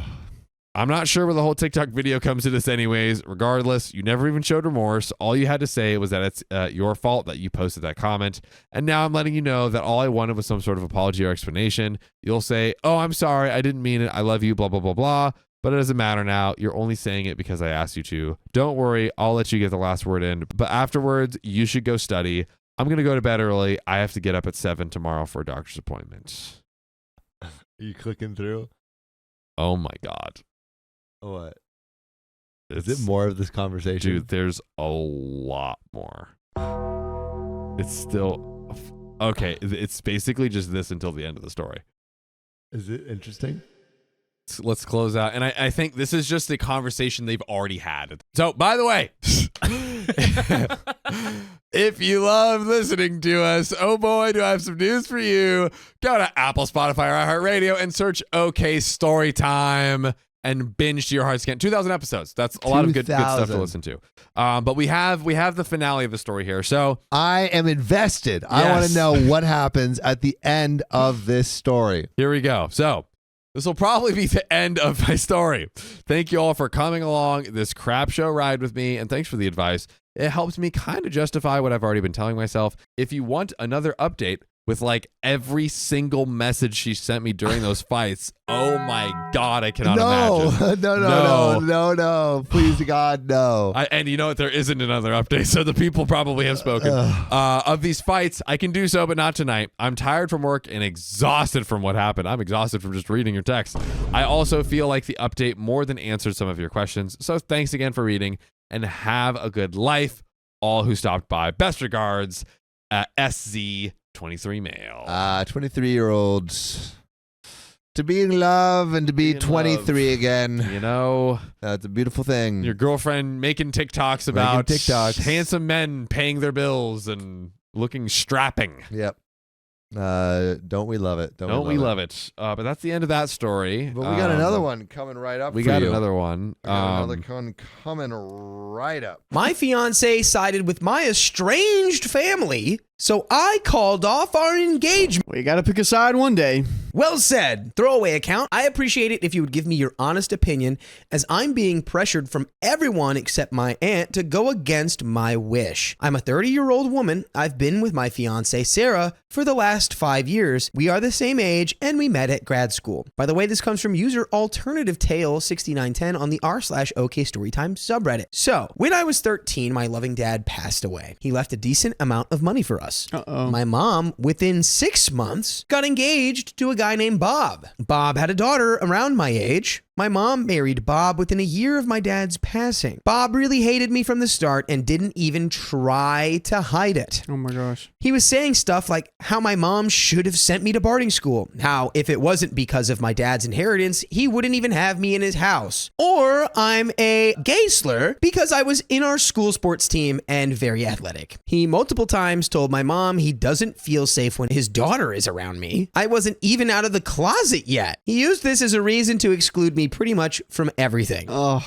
My mom, on the other hand, was going above and beyond to prove to Bob that she is the new mom for Bob's little princess. Oh boy. They ended up having 3 more kids. To prove a point, I guess. I don't know. This feels like very bad dynamic between OP's mom and Bob. Yeah. Basically, I was a roommate who did babysitting for my mom and her new family. I never had a birthday party or a special day. My dad's sister was amazing to me. I was at their place all the time. She and her family had birthday celebrations for me, and my mom was making excuses not to show up, and of course, the rest of them never showed up either. I was really my aunt and uncle's daughter. They were amazing to me. When I left for university, I contacted my mom a few times, but she was always busy, so I just gave up. Here is the issue. Sarah, my fiance, comes from a very family-oriented background. Family is everything to her. Her family asked about mine. I said my dad passed away, and my mom is busy with her family and lives across the country. She lives 1 hour drive away from us, but this is what Sarah told them, so I just didn't correct them. I didn't lie, technically, entirely. Sarah asked me to invite my family to our wedding. I told her no. She said that it's very embarrassing having only my aunt and her family on my side, so I reluctantly invited my mom. She called and asked me to apologize to Bob and my step and half siblings for not inviting them and invite them all. I told her no. Dude. Yeah, good job, OP. So the couple is saying you need to do this? I think her partner just said, you got to invite your family because it's like, it's going to look weird. Dude, I don't know. I don't know how I feel about that. No, I'm definitely not giving that apology. That's for sure. If the stepdad was towards OP, you want that at your marriage? Yeah, absolutely not. She said that I'm being ungrateful and Bob was a father figure to me. Oh, brother, I had a big argument with my mom over this. My mom now says the only way she comes is if I invite Bob, his daughter, and their kids. Sarah is now pushing me to invite them all because she doesn't want to feel embarrassed in front of her family. These people never even gave me a card or said happy birthday to me, so I see no reason to celebrate my big day with them. There we go. I, on the other hand, don't want to let my fiance down. Yeah. OP, I'd argue that your fiance is letting you down right now. Oh, yeah. Yeah. By not, fiance is being too narrow-minded or she's got tunnel vision on the optics where it's like, hey, maybe don't bring my home stepfather to our wedding. Just an ask. Maybe that might be a good idea. Yeah, maybe that's like the smart thing to do. Yeah. I just don't know what to do. Should I swallow my ego and invite my family so my fiance will be happy? I suggested eloping, but Sarah is a firm no on that. Am I the a-hole for ruining my fiance's day by not fulfilling her wish? Honestly, if having these people who don't care about you at your wedding just for optic reasons ruins the wedding for your fiance, I don't even think she's getting married for the right reasons. Feels like she'd be getting married for optics. Sarah knows everything about my life. My aunt even talked to her about how they treated me when I was growing up. So there's now full context. Sarah knows. She's known. Sarah knows everything. Edit number 2, I will have a serious talk with Sarah tonight and I'll try to update soon. And we got the update. Oh no. I think Sarah's still going to push for the optics because this is what her big day was always supposed to look like. Yeah. And doesn't meet OP where she is, and OP knows her line in the sand. Let's find out. Thank you for your comments and DMs. They really gave me perspective on my life. I sat Sarah down last night and explained my reasoning for not inviting my family. She kept saying, that was a long time ago. They might not be the same people anymore. I felt offended and said, how on earth are you lecturing me when you've never even met them? Which, that's also very fair. Yeah. So, it turned out my mother had been in touch with Sarah. Uh-oh. Oh, Sarah said They regularly meet for coffee dates and talk. Oh no. What? No, no, no, no, no, no, no, no, no. I was about to cry because I was so angry. My mom changed the whole narrative, saying Bob was a father figure, a good protective dad, and that it was me who didn't love him back because apparently it's my thing to play the victim. Oh no. She claimed my aunt manipulated me and stole me from their family, trying to be a replacement for my mom. Woof. According to her, it's all about my mother. I screamed, "Are you for real?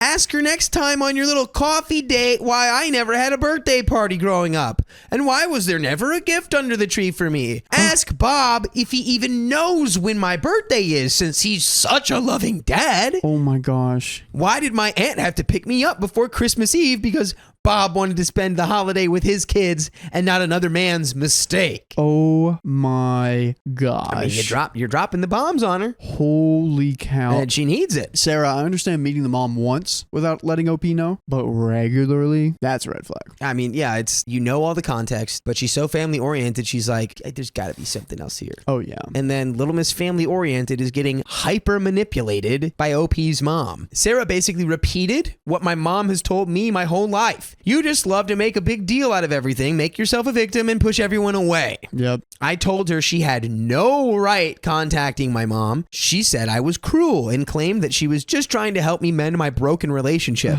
No. She even called my mom lovely and said Bob has changed a lot. He's now an LGBTQ ally now that his princess is out. Well, Maybe Bob should then call you and apologize. yeah, Bob needs to take a little initiative. Yeah, how about you come out with an apology? I was floored. An ally? Well, maybe he should start by apologizing to me for terrorizing my entire childhood. Yeah, but you'll never need to apologize to us for terrorizing us when we go live every weekday at 3 p.m. PST on Facebook, YouTube, TikTok, and Twitch. All you gotta do is tap our profile. Let's consolidate our thoughts here. Like, there is a chance, you know, I mean, maybe sometimes we end up finding in a partner the thing that we are sort of, it's like you become that which you hate the most, or like you end up, you know, dating somebody who's like, you know, like reminiscent of like a toxic figure in your life or something. So either that's what happened to OP and Sarah ended up being another toxic addition to her sort of, you know, inner circle, or OP's actually an unreliable narrator and her girlfriend is trying to mend the bridge. Yeah. But I highly doubt that. That's like a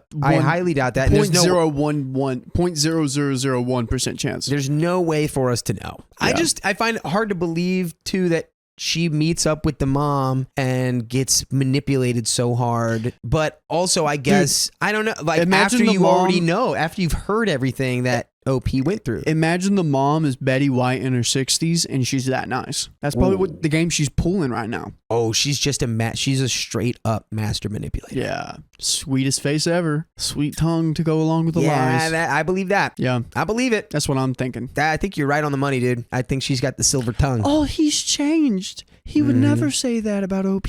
His own daughter's gay now. Yeah. It's like, oh, well, did he call her slurs? Yeah.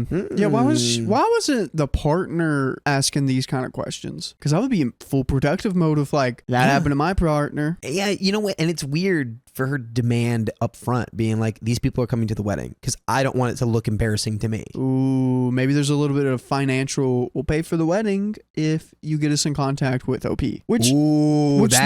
I thought that this would make sense if it was a hetero couple, because the family would want to come back in and be like, oh, they're about to have kids. Yeah. I want grandchildren in my life. I'm not really sure what the mom's motives here is. So she can have attention on her big day. I'm confused on that end. What does the mom want out of this? I don't know. It's so hard to say. The inner machinations of her mind is an enigma. I told Sarah we're done. All right. Good for you, OP. All right. I can't do this. Sarah sarcastically said, you just proved your mom's point. Go run to your aunt. Let that old witch ruin your life. I told her she needs to find a new place as soon as possible, considering she's not paying rent. Oh, wow. I am. And here come the red flags just flooding back in. Mm-hmm. Oh, my gosh. She's a hobo.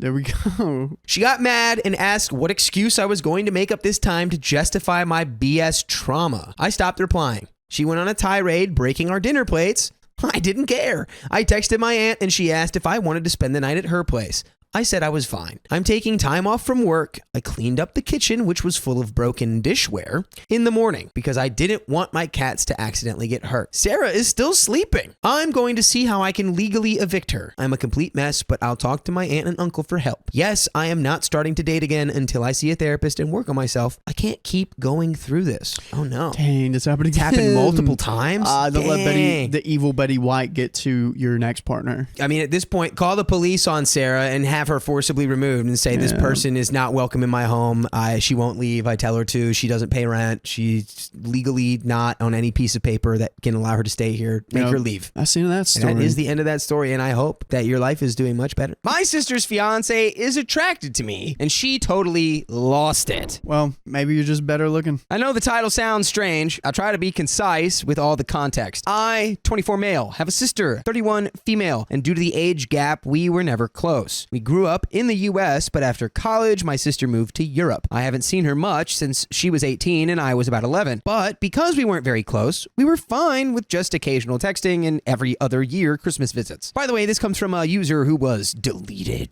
And if you want to submit your own stories, go to the r/OK Storytime subreddit. So, two very important pieces of context for this story. First is that even with the age gap, we look extremely alike. In the few times she's been home since I was older, at 16 and about 23, people have commented we could be twins. The second is that I am 100% straight. I've only ever dated girls and have never been interested or experimented with men in any way. That's crazy.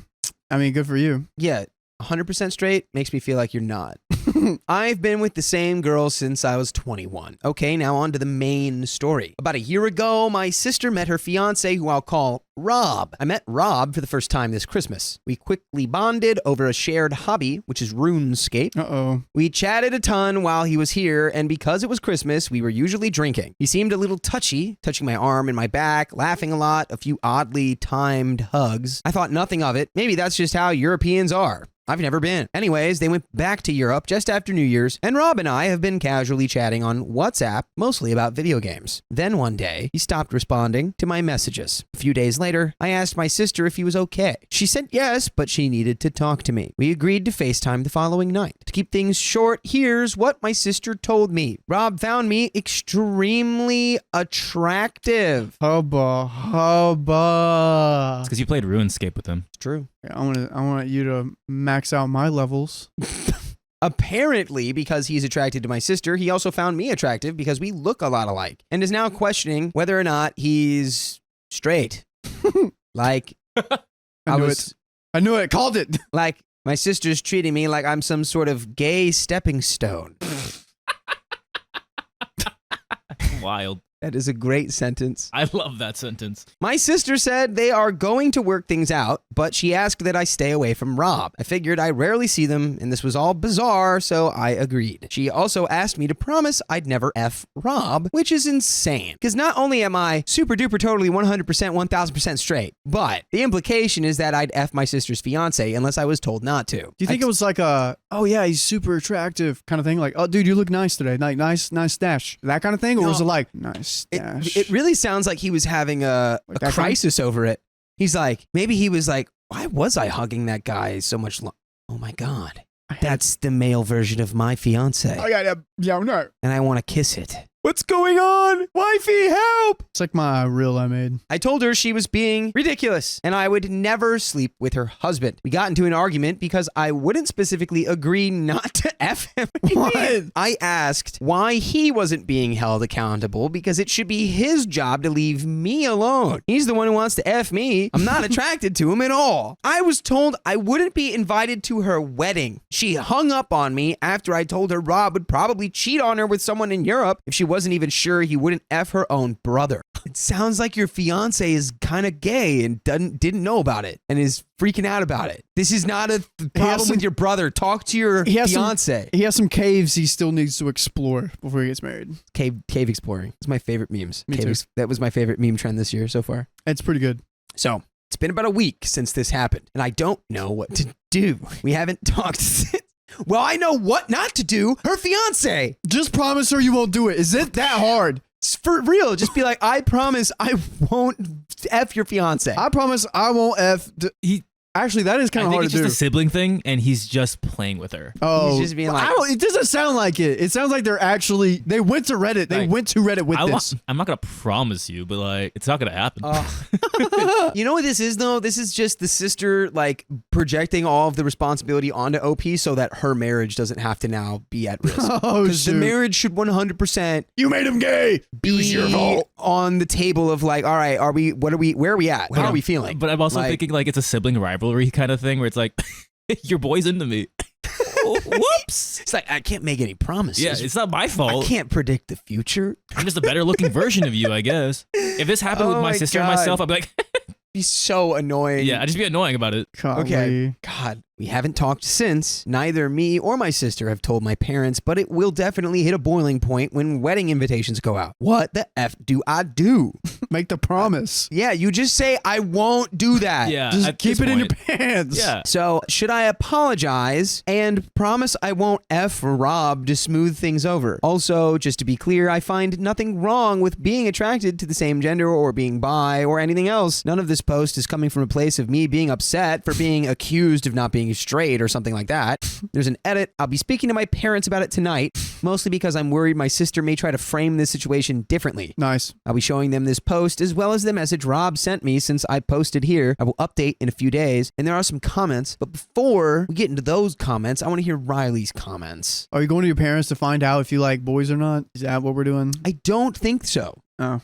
Well, it's definitely going to come up. It's just funny that OP at the beginning, I'm 100% straight. And also was like, but I can't keep this promise that I won't do this not straight thing. I can't promise you I won't F your fiance. This is the wildest thing to get into. I am baffled. Let's get into these comments. She has been told by the man she wanted to marry he's questioning if he's straight or not. This issue existed before you were involved, but you were being used as a scapegoat by this guy. Your sister, probably keen not to think she's made a huge mistake, wants badly to believe the issue is not with her chosen partner, so she's letting herself blame you because it's easier. This kind of misdirection of feeling is extremely common. It sucks, but the kindest thing you can do is stay away from the pair of them for now. If she goes through with the wedding, sorry if you don't get to attend, but frankly, it doesn't sound like a recipe for a healthy marriage, so you're not missing much. Good luck. There's a second comment. What really concerns me is even ignoring your genders. Why would someone tell their fiance, I want to sleep with your sibling because you two look so alike? Who would ever say that out loud? Comment 3, in these types of situations, a way to ease things is just ask, in your mind, what do you see happening? Oh God, don't ask that. She'll say she envisions him cheating on her with you. You respond, why would I do that? Why would I sleep with a man, any man, when I'm not attracted to men at all? Make her follow her own absurd thought process and pull the thread until she unravels the whole thing and see that it doesn't make sense. It takes two to tango. I disagree with this comment mostly because this is not your mess to clean up. Like the previous comment said, this was going to happen before you or it's going to happen after you. She needs to be directing all this energy at her fiance, not her brother. Yeah. So You're mad at the wrong person, sister. Yeah, you just go, you know what you do here? Go, I'm sorry, I won't F your fiance. Sorry you have to be worried about that. Yeah. That's true. So, the post got a lot more attention than I was expecting, so here's what happened in the last 2 days. I grew increasingly angry at my sister over what felt like accusations on her end during our conversation. Why are we being ruled by our feelings right now, dude? I saw some comments about getting ahead of this and talking to my parents ASAP so that my sister couldn't get to them first and spin the story. Originally, I wasn't worried about this, but her behavior during our conversation was so erratic that I couldn't put it past her. I live only 20 minutes from my parents, so I went to their house for dinner that night to have the talk. I asked them to refrain from commenting or asking questions until I had said everything. I covered the basics. Rob and I had chatted. He stopped responding, so I talked to my sister. She blew up. I told them all the details. Rob was into me. Sister said they were going to work things out. I was asked not to F him and I got angry. I was very clear to my parents about why I was upset that I was uninvited from the wedding. I know I'm not perfect, so I also told them what I said to my sister before she hung up, which I do regret. When I finished what I had to say, my dad started laughing, which he's known to do when he's uncomfortable. Hey, me too. My mom was absolutely horrified. They both admitted that they had noticed he was touchy-feely with me over Christmas. Oh, dude, this is just gonna make OP spiral even more into this. Am I actually straight? Like, wait, he's actually hitting on me? What? We talked for a while about the questions they had. Had Rob said anything to me before the phone call? No. Had I known Rob was attracted to the same gender or bi or questioning, no, I did not. We had a whole discussion about why I wouldn't make the promise to her, and to my surprise, they were completely on my side.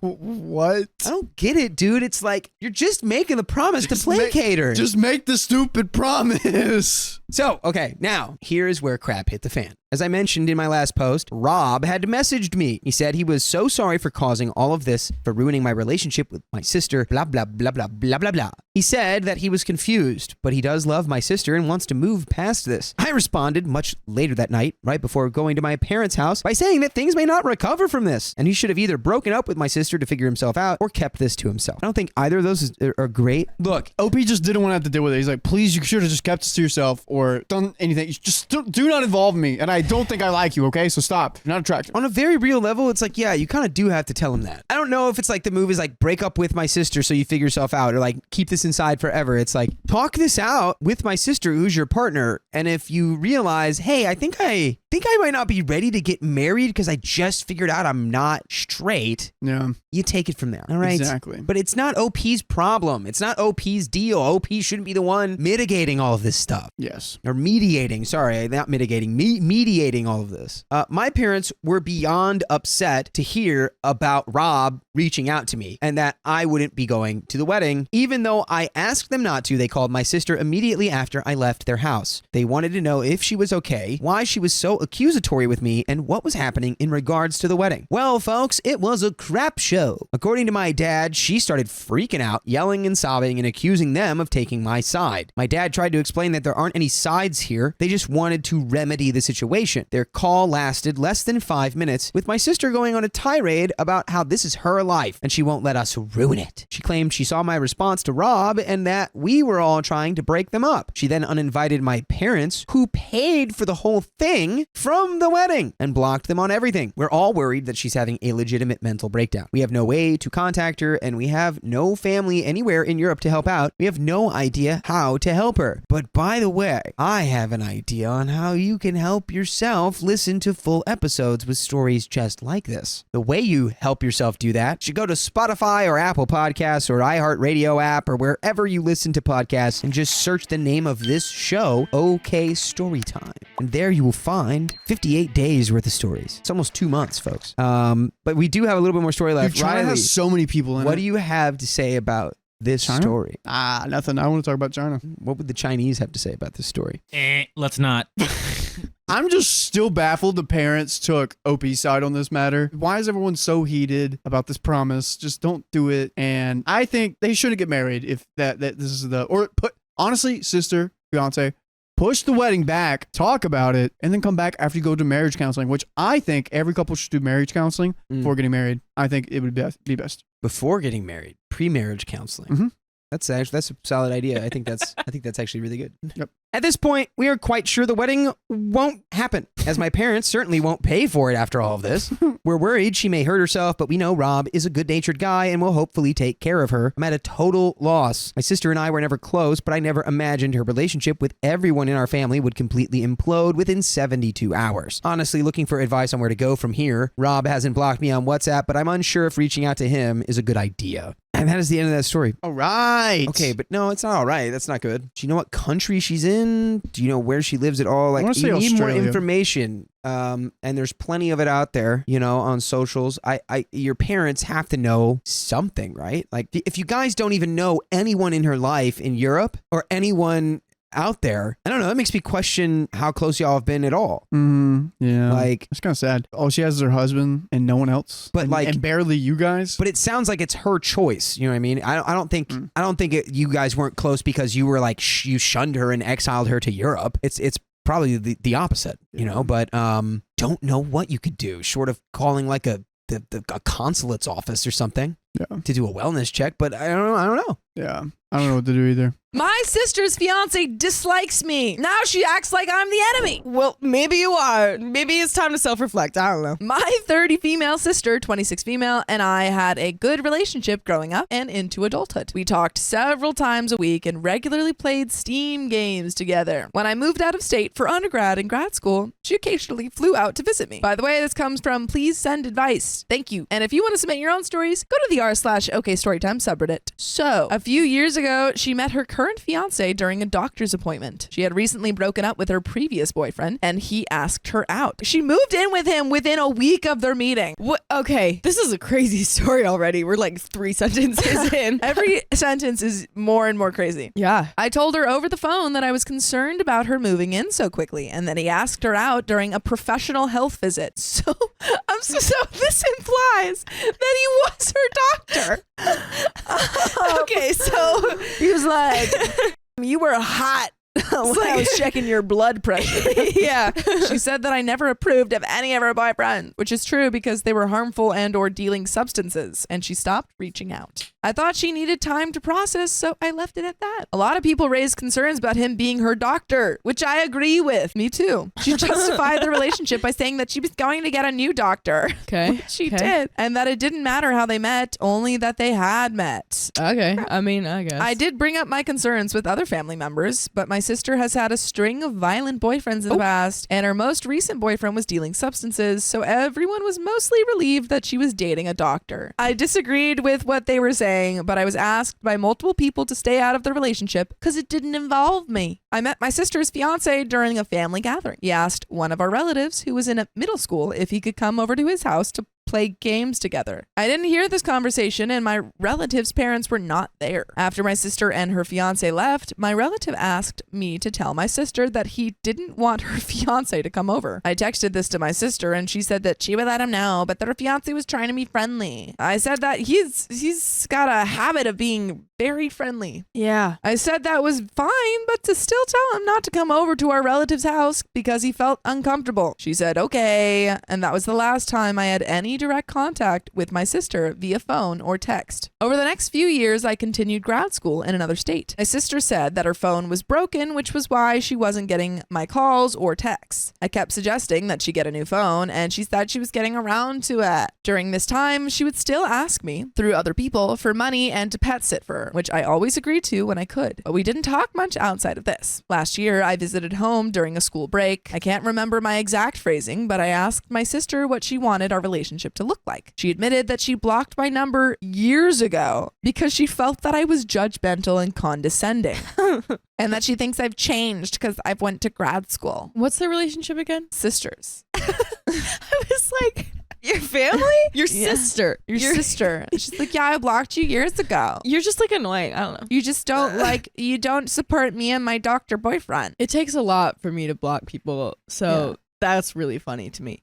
Yeah. I asked her for examples, but she only brought up conversation topics, e.g. when we were talking about a book or her pets. She couldn't remember specific examples, so I just said I would be more mindful of my words and tone moving forward. Why are you even entertaining that? This was the majority of our conversation. In that same conversation, she said that when our father left, I was 8 and she was 4. I took it out on her and that she wanted more boundaries with me. She didn't go into specific events or elaborate on the boundaries. I did not tell her that I didn't remember what she was talking about. I apologized to her and she thanked me for being receptive. Fast forward to earlier this year. Earlier this year, my sister asked me through her fiance if I could fly home to pet sit for 2 weeks while they traveled. I was done with courses and have been working full time on my thesis, and my work was able to accommodate, so I agreed. While they were abroad, I learned through my friends that she got engaged because she posted it on TikTok. Nice. Crazy. My sister has a significant following to the point of getting sponsorships, which is why it got back to my friends. Crazy. Everything in the story is wild. Yeah.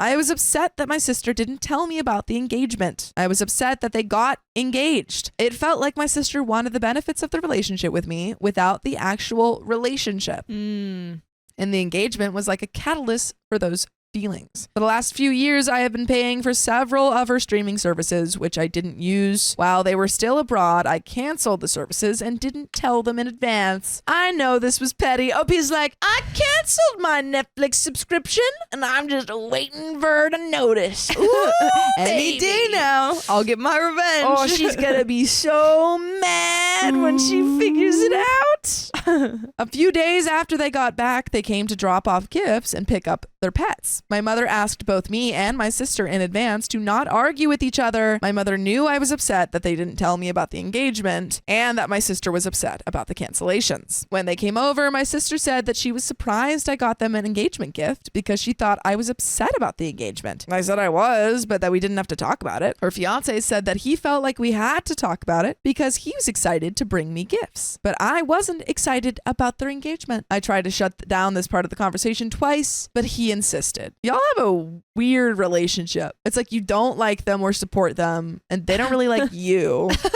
But you're like, I guess we're sisters. We're like, let's talk it out. Yeah. He said that because I technically had access to TikTok, I technically had access to all the same information as everyone else, and I didn't have a right to be upset. Fair. Yeah, okay. He's like, I don't know, read the news, dude. And you'll find out same time everyone else does about our engagement. My gosh. He also said that they were allowed to tell or not tell whoever they wanted, and that they weren't planning to tell any family members to maintain privacy. Why do they want privacy on I'm it? sorry. He was like, yeah, we want to maintain privacy. Yeah. So we're posting it to our millions of followers on TikTok.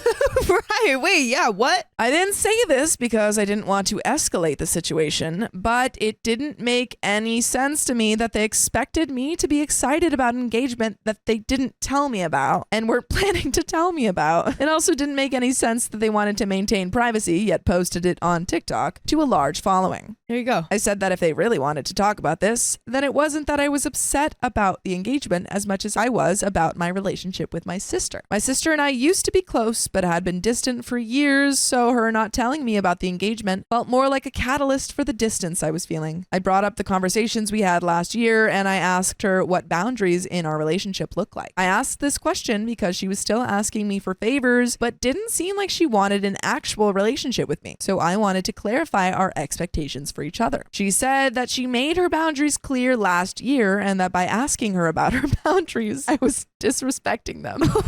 She's like, you can't ask me about my boundaries. That's my boundary. Like the only rule is that you can't ask what the rules are. Yeah, It's like this is Fight Club. You can't talk about my boundaries. dude, that's wild. What?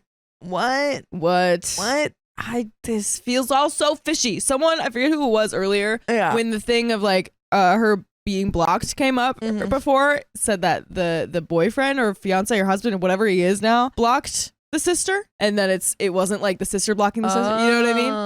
And if she's like being weird about all this like engagement stuff, and maybe it's some sort of weird kind of controlling, manipulative. Yeah, These that makes are sense. telltale signs. These are telltale signs. This is true. Yep. I said that there might be miscommunication because I still wasn't sure what her boundaries were.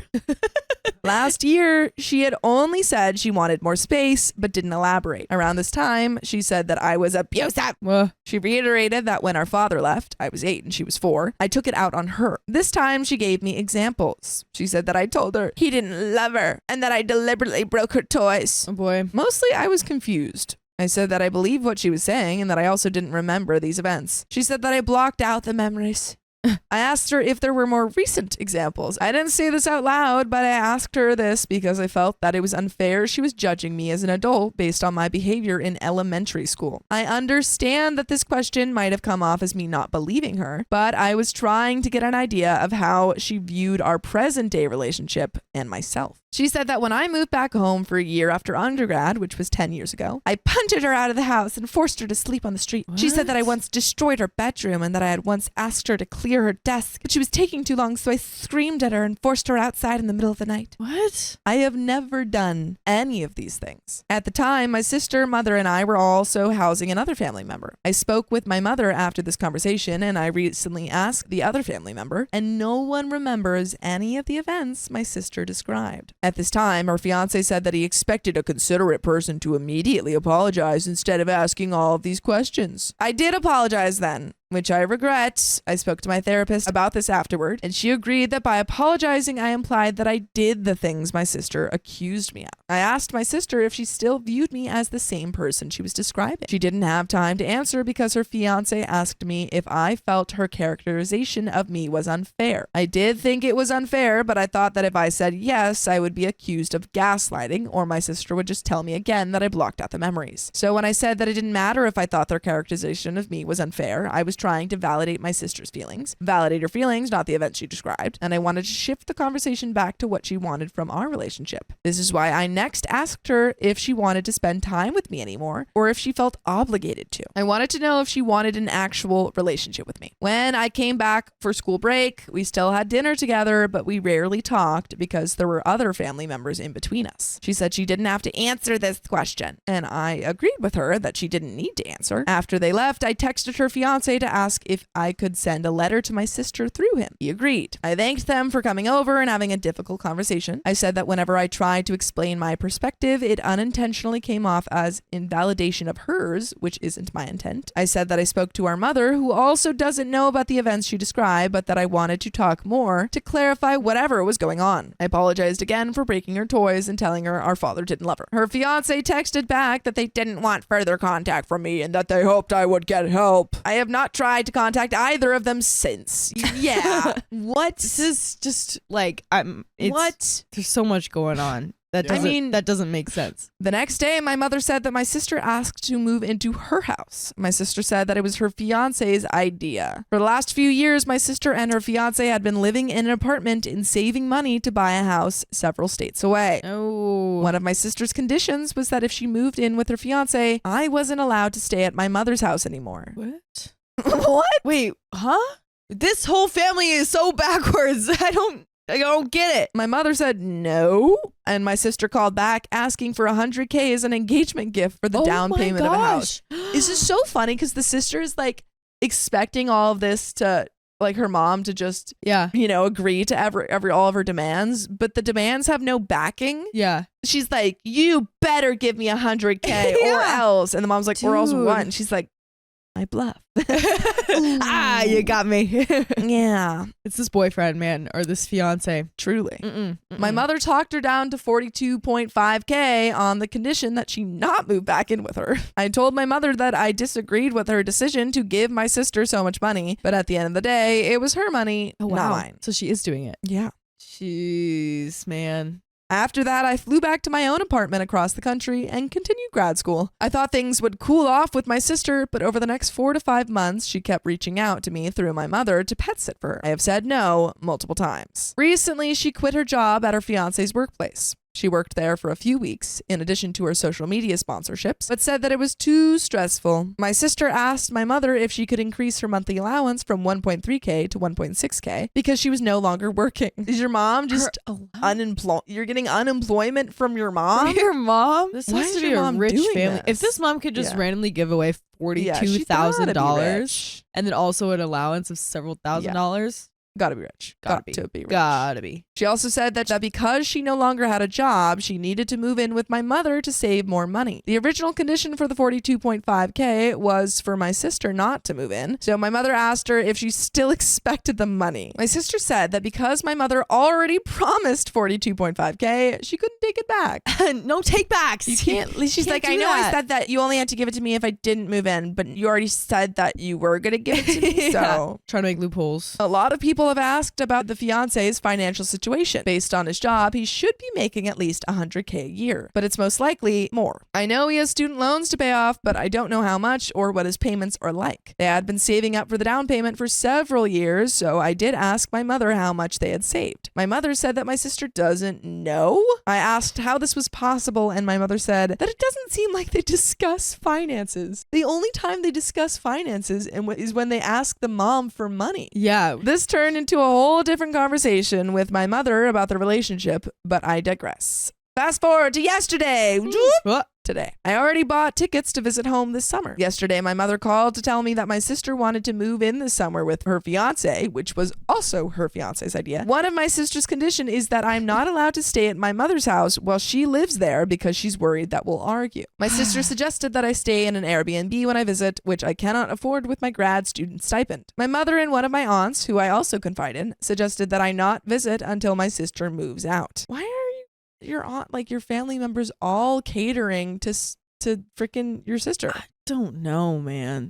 She's the golden child. Golden child. We have to make sure she's okay at every turn and every stop. Apparently so. My sister said that she would live at my mother's house for 1 year max, at which point I could return. What is going on? She's calling the shots. That's how it works. Come on. Like, you may come back in 30 days if Dude. you pay me $30,000. I bet you it was a horror living with her whenever she was young because as a youngling, he was definitely calling all the shots. Oh, yeah. Yeah. I'm sorry in advance if this update is confusing, but this only happened earlier today, and I learned a lot of new info, which is chronologically all over the place. My mother spoke to my sister over the phone. My mother suggested a few compromises, that my sister and her fiance stay at an Airbnb, or that they pay for my Airbnb, or that my sister and her fiance could take the upstairs and I could take the basement, or vice versa. My sister said no to all of these things and keeps asserting that she doesn't want me there while she lives there. Things get a bit confusing here. Yeah, they do. My mother said that during our conversation, my sister said the following. She said that when we were younger, my mother always told us not to fight over toys, but that my sister always had to give the toys to me. This girl is not over the toys. It's been so many years. And she's like, the only thing that I can complain about is you taking my toys when I was 4. She said that because she didn't get what she wanted as a kid, it's only fair for her to get what she wants as an adult. My sister accused me of telling our relative, who was in middle school at the time, that her fiance was a bad person, which is why our relative didn't want her fiance over at his house. This is completely false, and our relative can attest to this, but I don't want to drag him into this. My sister also said that the monthly allowance my mother gave her was going almost entirely to the down payment, so she and her fiance would need to cut down on food. And if our mother didn't let her move back in, it was her fault that they had to go hungry. Yes, everyone knows that doctors are poor. She said that if I were to move back in, I would start fights with both of them, and her fiance wouldn't be happy with me being there anyway. She also said she was worried I would ruin her fiance's reputation as a doctor. What? Yeah, I'm sure him dating his patient didn't do anything. Like, literally, what would OP do to ruin this fiance's reputation? Doesn't make any sense. This really doesn't make any sense. My mother and I spoke on the phone for over an hour. My mother said my sister wouldn't be open to it. I tried to counter everything my sister said. My mother agreed with me, but said she still felt bad for her. Your mother is a pushover. Yeah. I kept saying that I didn't care if my sister and her fiance moved in, but I cared whether I would be allowed over for breaks. We went in circles almost the entire time. My mother kept asking me what I wanted her to do. I kept repeating myself. She kept saying that she felt really bad for my sister because my sister keeps calling her in tears. So my mother ended up saying that I should be fine with not visiting for the time that my sister is there and to just let her move in. She kept insisting, so I said that if I wasn't allowed back for that time, then I wasn't sure when I would be coming back. She told me not to be like that, and I ended up hanging up on her. She has tried to call back at least a dozen times, and I haven't picked up, but I probably will at some point. My thoughts. A few people brought up my sister's fiance as a potential issue. After reading through everyone's comments and organizing my thoughts, I think this might be true. I couldn't include every single detail event here, but thinking back, he has told my sister about random conversations we have had that were a point of conflict, even though I didn't think they were. For example, I once saw him holding something in his hand, so I asked him what it was. He said it was a capo for a guitar. This was the entire conversation. Later on, my sister came up to me to say that I needed to be more considerate of other people's feelings. Dude. I said I didn't know what she was talking about. She said that by asking him about the capo earlier, I was being unsupportive. She's like, why don't you get it? We don't talk about my boundaries and we don't talk about the capo because those are the boundaries, okay? I'm losing my mind. I wonder if it's like a power play that these people do where it's just like, oh my gosh, like your sister did this. Are you going to stand up for me? Are you going to prove that you're like, you know, a good partner and stand up to your sister because of like this thing that she did? She asked me It's about like- the capo, babe. You know I'm sensitive. Yeah, it's My guitar career is It's just starting. Like, that's also so weird because that is something where it's like, how can you even, like, I don't know, at least some situations where I've heard people doing that kind of stuff. Yeah. It's like, okay, I kind of see where your head's at, but it's wrong. Your but head's this wrong. is like, I can't even see how you got to that conclusion. There are other weird instances. For example, my sister has sometimes described her feelings like, my fiance has noticed that I seem uncomfortable around you, and I think that he's right. Looking back, there are a lot of little things that didn't seem like a big deal. Yep. But when taken together, I'm not as sure anymore. A lot of people have asked why she keeps asking me to pet sit, even though she says I'm a... Well, someone's got to do it. This is so wild. You're just when I think you are, but Yeah. sometimes you're not. Sometimes I need you to watch my dog for free. Yeah. You're except for when I go out of town. Yeah. I don't know. I have asked this question to a lot of people and they also don't know. My sister has told me before that if anything happened to her pets, she knew she could rely on me to handle the situation. But even after our argument about the engagement, she has still asked me multiple times to pet sit for her, including for this month. After our argument earlier this year, they refused to pay for my return flight after I was done pet sitting, so I ended up covering it myself. Why are you still pet sitting? Yeah, I don't. If they're making you pay for the flights to go pet sit, why are you pet sitting? My brain is breaking from this It's a head story. scratcher. This is I'm gonna scratch my head because it's the head scratcher. I don't understand what is going on. I don't know if her behavior in this and everything else is related to her fiance. I feel like I don't have the whole story and I'm not sure what's going on. You and me both, sister. A few people IRL suggested to me that she didn't read the letter I sent her through her fiance. I assume that she did because he responded with we statements. But given everything people have said, I'm not as sure anymore. So I feel torn. If my sister's fiance is harmful and is pulling the strings, then I would agree to have my sister move into my mother's house, even though I couldn't visit. My mother works very long hours and is only home to sleep and shower, but at the very least, she might be able to piece more of this together and support my sister. But if my sister is really saying all these things and believing all of these things, I really need a break from all of this because this has been really exhausting. By the way, whenever you're exhausted, you can take a break and listen to full episodes of stories just like this. Just go to Spotify, Apple Podcasts, or iHeartRadio and search Apoki Storytime. And there is a little bit left to this story. But do you have any coherent thoughts about this? Not a lot of them. Mm-hmm. Not a lot of them. There's a lot going. I feel like if the fiance is a problem, he's not the only problem. Like No. she's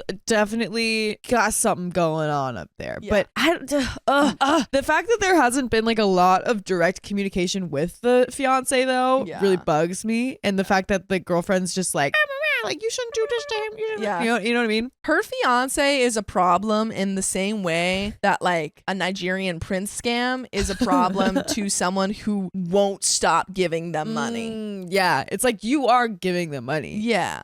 And they also, in this scenario, they know it's a scam too. yeah. They're like, yeah, I know, but Right. I had to do But it. he needs my help. He needs my help. Yeah, but I also think that mom is the problem too. Yeah, Like, she keeps giving this. I mean, actually, maybe you know what? Maybe the mom knows it's a scam, but she keeps doing it. Literally. Yeah. Yeah. The couple is the Nigerian prince scam, and the mom is the person getting scammed.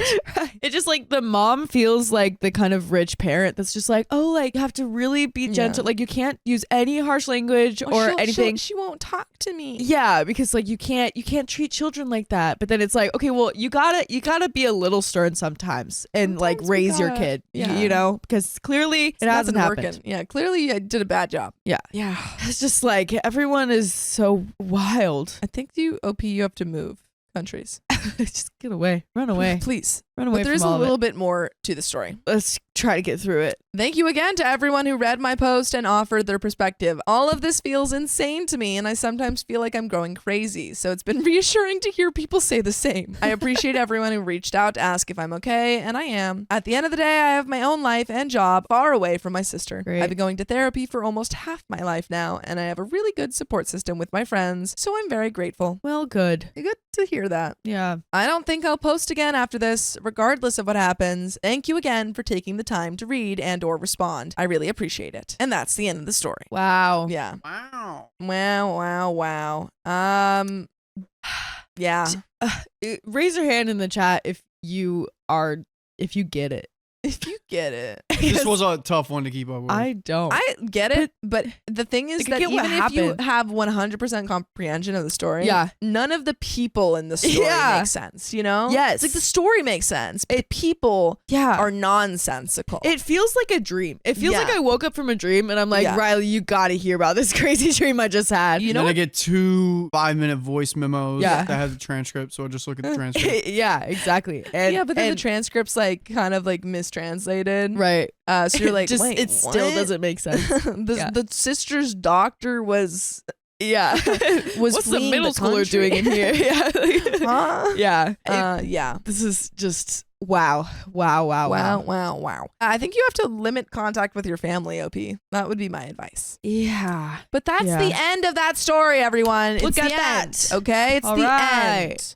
My fiance's sister created drama over my engagement ring. Now I'm worried about my marriage. She liked it too much because that ring was on it. I've been with my fiance Michael for almost 4 years now, and it's been a great relationship so far. He's proposed a month ago, and we're both really excited to start our lives together. He's truly wonderful. His family, well, by the way, this comes from Ring Drama 34, and if you want to submit your own stories, go to r/OK Storytime subreddit. So Michael does not live in the same state as his family anymore, and as a result, I've only met his family a few times. As he said before that, some of his family members can be weird. He was even hesitant for me to meet his siblings. His siblings, both girls, are apparently really spoiled, rotten individuals. Neither of the girls ever had to work while growing up and heavily relied on their parents' money. Their parents treated them like royal princesses. Michael, on the other hand, was expected to work from the age of 14 and go to school and achieve far more, 4.0 GPA, be in at least 2 clubs and 2 sports, than was expected of his sisters, who were required to make C's and did nothing more. Michael was rarely allowed to attend social events at school or go out on weekends. He did all the chores, and his parents treated him very differently than his sisters. His sisters were incredibly mean to him as teenagers. Basically, he was pushed around like a literal peasant until he had enough money to move out and was able to receive grants and scholarships to go to school. It was a lot of luck that played a part of him being able to attend undergrad and grad school. If not for outside help, I believe his family would have left him to rot whilst giving the sisters everything they've ever wanted. Michael is now an engineer, while his sisters have basic minimum wage jobs. Nothing's wrong with that. However, his sisters have done all they can do to pester Michael about borrowing money. Here we go. Here's the issue. Making him feel ashamed that he makes more money than they do, and even going as far as to claim they deserve the money more than Michael does. They ask him monthly for money, which I just learned a year ago after Michael confessed to me in shame that he'd be giving them money to help them through a rough patch for the past few months. Apparently, their mom and dad have refused to continue to support them to the large extent that they have been for the past several years. Maybe they finally got fed up, who knows? And now the sisters are looking to Michael. Tina, Michael's eldest sister, is really being difficult lately. Apparently, she is bitter that Michael has not been giving her any more money, and she is acting very strange about Michael's engagement. Apparently, Michael should be thinking about his family first before thinking of getting married and spending a bunch of money on a wedding and a wife. Now, supposedly, she is pissed over my engagement ring. This past weekend, Michael and I went to visit the family, and Tina and the whole family obviously learned about our recent engagement. I had never met Michael's dad before because he travels so much for work. His mom seems passive towards me, and his dad kept asking me what my name was. It made me so sad, to be honest. Tina remarked on the large size of my engagement ring. Later in the day, she pulled Michael aside and told him that she was really suffering financially along with the rest of Michael's family, and basically said she was shocked Michael was forking over thousands of dollars for my engagement ring and the wedding rather than help out his own family. She said, "You've only known this chick for what? A few years? You're already giving her everything while you give your family nothing." Well, Michael then informed her that my ring wasn't a real diamond. It is moissanite, which I specifically wanted instead of a diamond. Michael could easily afford a diamond, but we're saving our money, and I like the idea of a moissanite. But Tina didn't believe that and expressed she stalked over me in the kitchen and made a huge scene in front of everyone, asking to see my ring and examine it. Because apparently she has a lab in her kitchen or something. I would like to examine your ring. She tried to play it off jokingly, but I could see through it. And at one point, she grabbed for my left hand, and I refused to hand over my ring. And Tina got emotional. The other sister, Hannah, soon buttoned in and asked what my problem was. Tina just wanted to look. What do I have to hide, etc. I just tried to calm the situation down as best as I could, and Michael kept telling them to mind their own business. Honestly, the whole thing was infuriating. We left after dinner to go stay in a hotel. Michael then told me how he thinks his sister is also jealous of me and my ring. Tina has been engaged for over a year now with still no wedding planned. She was given a tiny ring, albeit with a real diamond, but it is very tiny.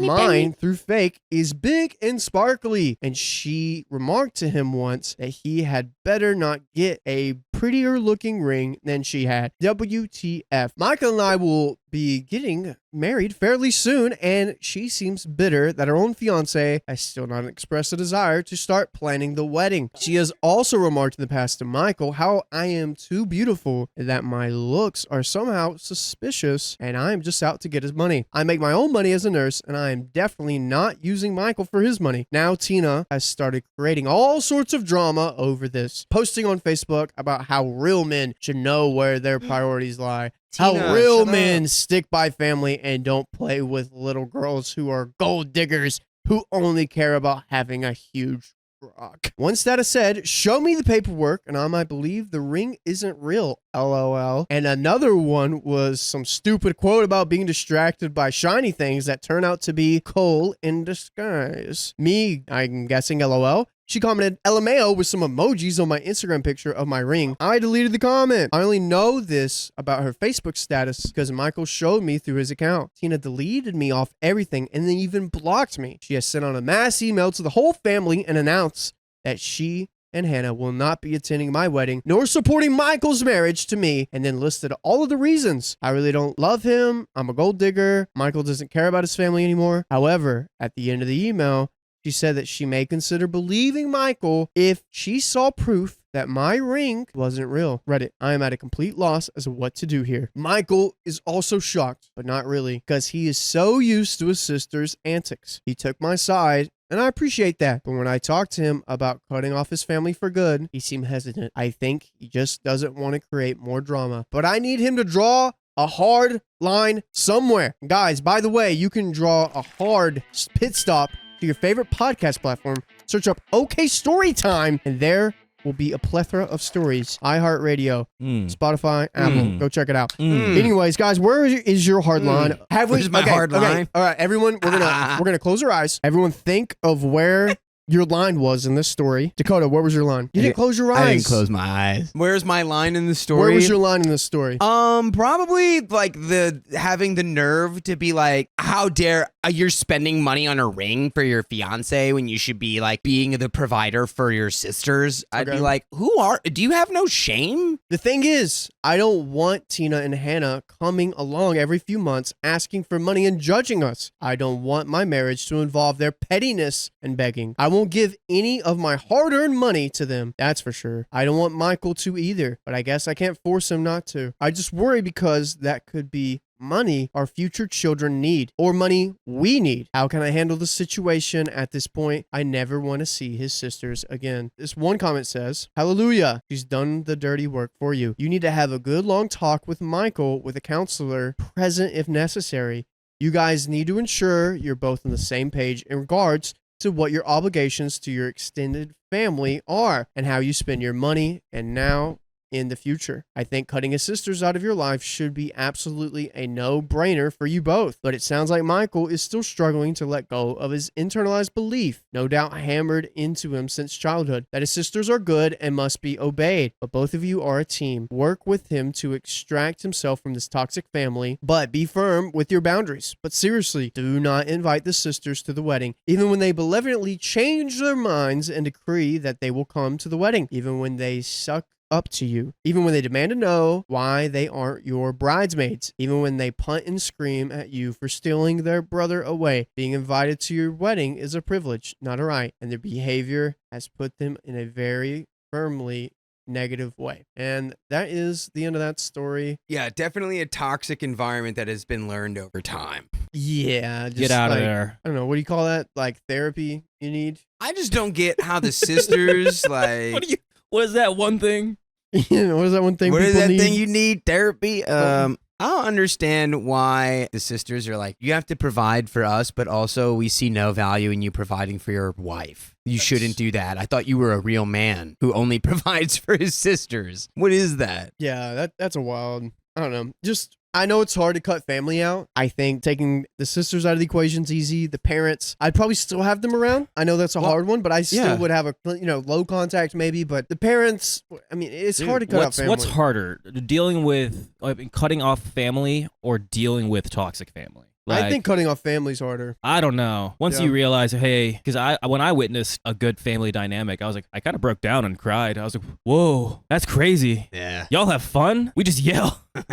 Dang, I'm sorry, Keon. No, chaos. I dated my ex-girlfriend's sister. Years later, she confessed I ruined her life. Ain't that always the way it goes? Editor's note, original names are G and V. I changed it to Gigi and Veronica. This might not seem like a big deal to most people reading, but it's become a big deal for me and my fiance. When I was 14, I became best friends with a girl. Let's call her Gigi. When we were 16, we started dating. Spent all our time together. Basic teenage love stuff. By the way, this comes from Marino Scopy, and if you want to submit your own stories, go to the r/OKStorytime subreddit. During this time, I became close with her little sister, Veronica, who was 13. Veronica and I were always friendly with one another. Some teasing, some fighting, but just general kids being kids. So Gigi and I dated for 4 years and ended up breaking up when we were in college because we wanted different things in our life. I was fine with having only Gigi as my partner for life, and Gigi felt like she'd be missing out on her girls just want to have fun days. This was obviously a pretty rough time for me, for Gigi, and for our whole friend group. The relationship was basically a corpse for several months, dragged along by our unwillingness to let each other go. She proposed an open relationship several times, and I just couldn't bring myself to agree to it. During this time, Veronica got pretty angry with her sister Gigi because Veronica, by that point, saw me as part of the family. I found out later that Veronica and Gigi got into regular fights about Gigi's inability to commit to me. At this time, Veronica was 17 years old and Gigi was 20, so it's not like Veronica could really force Gigi to do anything. Eventually, Gigi and I broke up, and our 4-year relationship and 6-year friendship came to an end. I felt the right thing to do was probably distance myself from Veronica as well, because being as close to Veronica as I usually was would mean that I'd never quite leave Gigi's life. This ended up backfiring because it made Veronica very upset, and she basically interpreted this to mean that Veronica and I were never really friends, and I was only tolerating her for Gigi's sake. Out of guilt or out of some selfish desire to not lose yet another piece of my life, I acquiesced to Veronica and we stayed friends. This was in 2014. By 2015, Veronica was 18 and I was 21. She came to the same college I was in and we were good friends. I always kept some distance with Veronica out of respect to Gigi. This means that no matter how friendly I was with Veronica, never really talked to her about really personal stuff or my romantic life. She was a good friend, but not a close friend.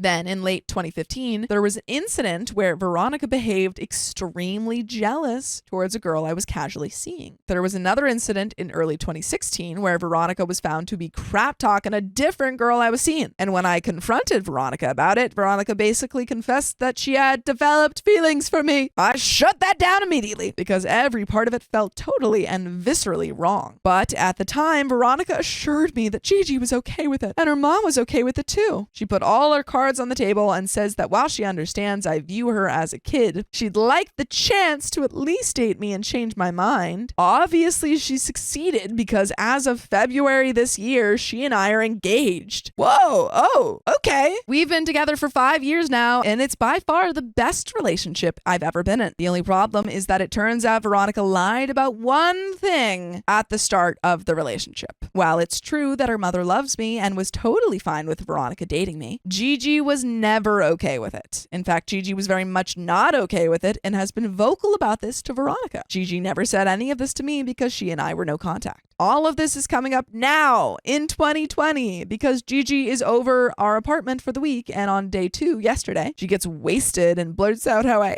upgraded to a younger, prettier model by dating her little sister. Veronica was already passed out by this point, so she had no idea that Gigi said these things to me. But at the time, I got defensive and said that Gigi was okay with it at the time, so why did it bother her so much half a decade later? Then Gigi told me the truth about how she was never okay with this. But then she found out that I had agreed to give Veronica a chance, and it broke her heart, and she tried to let go of the jealousy she was feeling. 5 years later, she still feels intense pangs of jealousy, all made worse by the wedding planning for our 2021 marriage. Gigi says that she regrets asking me for a breakup, and the single life wasn't worth losing love for. She assured me that she wasn't trying to break Veronica and myself up or trying to get me back. She said that she just needed me to know how she really feels. She also attributes these feelings of rejection and loss as the cause of her depression, which incidentally has derailed her life for the last 4 years. So the times match up, I guess. What's the right move here? Do I tell Veronica about Gigi's confession? Do I pretend like I didn't hear any of this? Absolutely tell her she's your fiance and this is her sister confessing that she's in love with you. Yes, you should tell your partner. Gigi doesn't seem to remember what she said,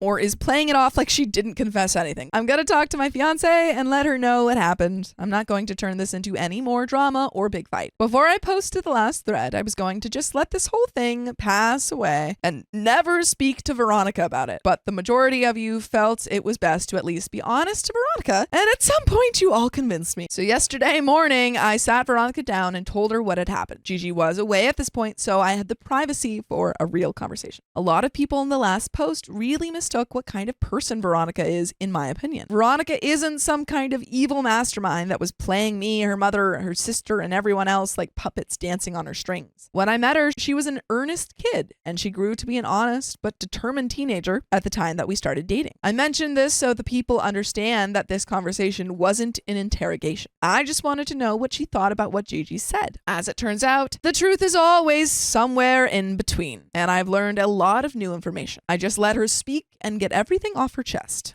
I didn't interrupt to ask for clarification or interject to argue at any point.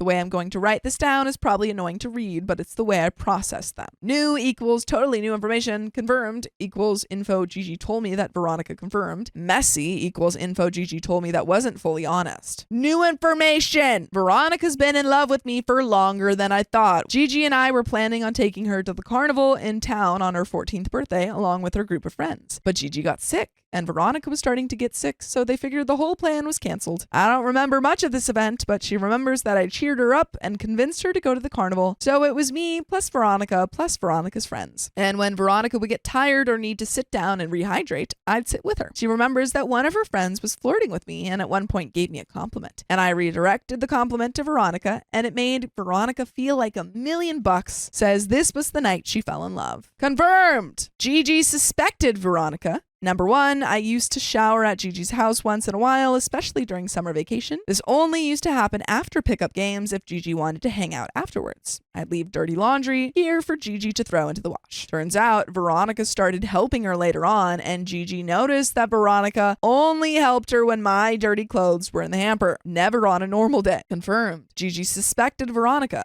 Number 2, senior year of high school, I took art history. I didn't give a crap about the class, but Veronica was super interested in hearing from me about it. Turns out Gigi caught Veronica researching my class topics several times so that Veronica could hold conversations with me. Confirmed, Gigi suspected Veronica. Number 3, Gigi knew that Veronica would put on makeup and tidy herself up every time I came to visit Gigi. Even if I'm just picking Gigi up to take Gigi out, Veronica would come downstairs with makeup on to chat with me for a bit before I left. I didn't mention to Veronica that I didn't notice at all. Messy! Gigi opposed Veronica's feelings, then came around. So Veronica told Gigi earnestly about her feelings for me before she even told her mom. This was 6 months after Gigi's and my relationship ended. Oh, Gigi got pretty heated at this, and a week after Veronica told Gigi, there was an incident between the sisters where Gigi basically chewed Veronica out. Gigi then told Veronica that I'd never fall for Veronica. This was when Veronica basically called out Gigi and said that Gigi would never be happy for me. In this conversation, Gigi explicitly said that if by some miracle I said yes to Veronica, then Gigi would put her tail between her legs and admit she was wrong. Gigi later, 1 month-ish, apologized about how she spoke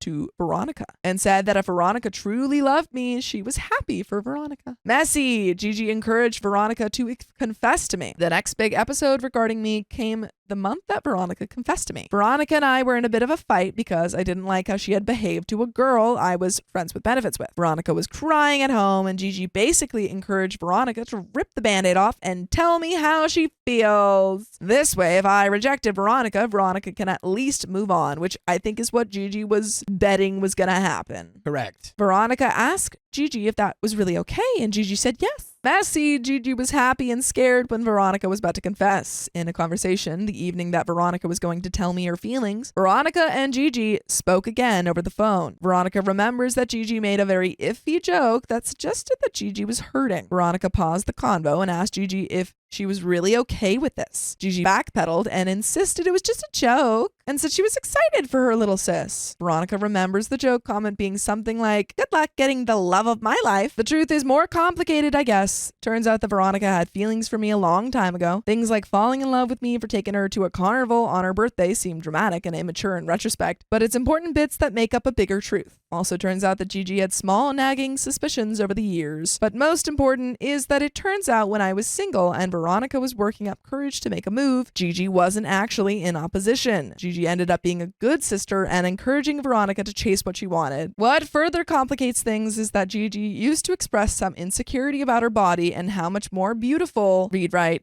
curves Veronica was back during the last 2 years of dating. I dismissed these insecurities and I used to laugh them off because at the time Gigi was 18 and Veronica was 15. How does an 18-year-old even compare herself to a 15-year-old? I didn't know that there was this underlying sentiment of competition over the years. To spend years feeling jealous of your little sister must have been torture. By the way, it'd be torture for you guys not to listen to full episodes with stories just like this. Just go to Spotify, Apple Podcasts, or iHeartRadio and search up OK Storytime. This was the least dramatic way I could think to resolve this. Since Gigi either deceitfully or genuinely doesn't remember any of her confessions to me, I'm going to let sleeping dogs lie, I think. Veronica is perfect, and I wish I could go back in time and take away the heartache she must have felt over the years as some insecure kid, not knowing if I'd ever love or not. I'm posting this update partly to organize my thoughts, but also in case anyone feels strongly that I should talk to Gigi. I believe letting this rest and not poking it anymore is the best option. Agree or disagree? Agree! Leave it alone! You've already told your fiance. That's all you needed to do. Don't bring this up with Gigi.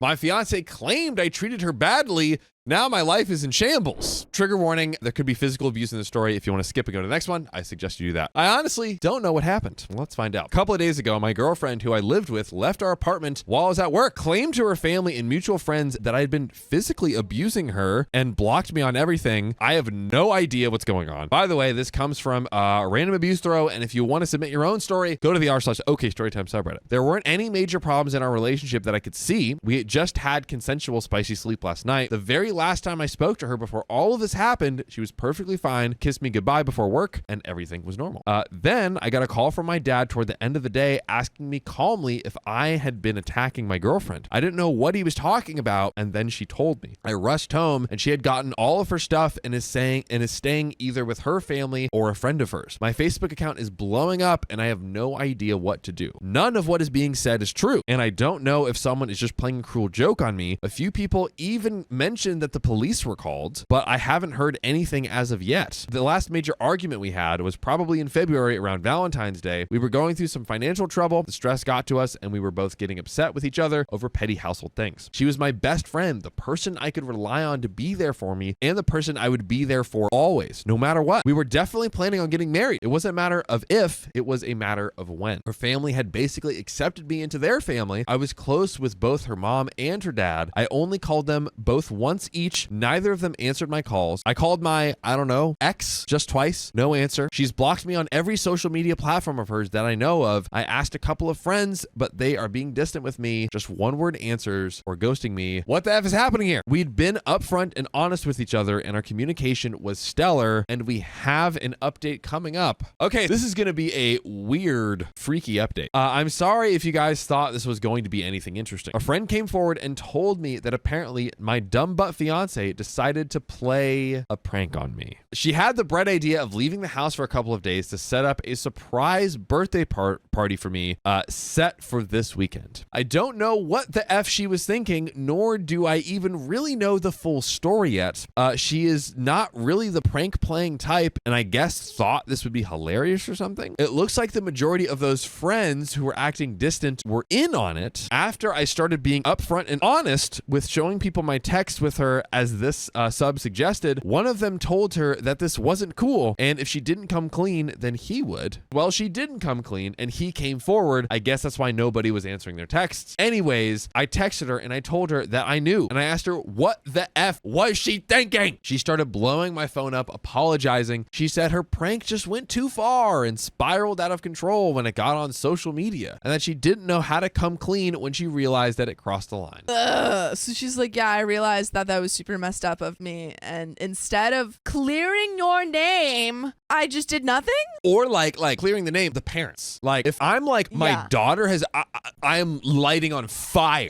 Yeah. Do you know, I mean, like there are so many parents out there that would literally like physically harm someone who did that. Yes. You know, like no joke, he might have, like his life might have been in danger. Yes. From that accusation. Yes. Absolutely. She also said that she didn't mean to let it come out that I was abusing her, and that she wanted to make it seem like she left me, and that the abuse stuff was a rumor started by some other people who weren't in on her joke. I just didn't really respond to her. I left and went to my parents' house before she got home. My family now thinks that she's an effing moron, so her relationship with them is ruined right before our marriage, so that's great. Our mutual friends are now split in half, with half of them thinking she's an idiot and the other half feeling God knows what about the situation. I'm frankly embarrassed and feel stupid for wasting everyone's time and dragging them into my relationship with my fiance. I don't really know where to go from here. I don't know if I should call off the wedding or postpone it and try to work out what the heck went through her mind. I'm sorry if this isn't the ending to the story that you were all hoping for. I'm having drinks and will be here all night feeling sorry for myself and answering comments for as long as I'm awake with this Jameson. And we have the second update. So firstly,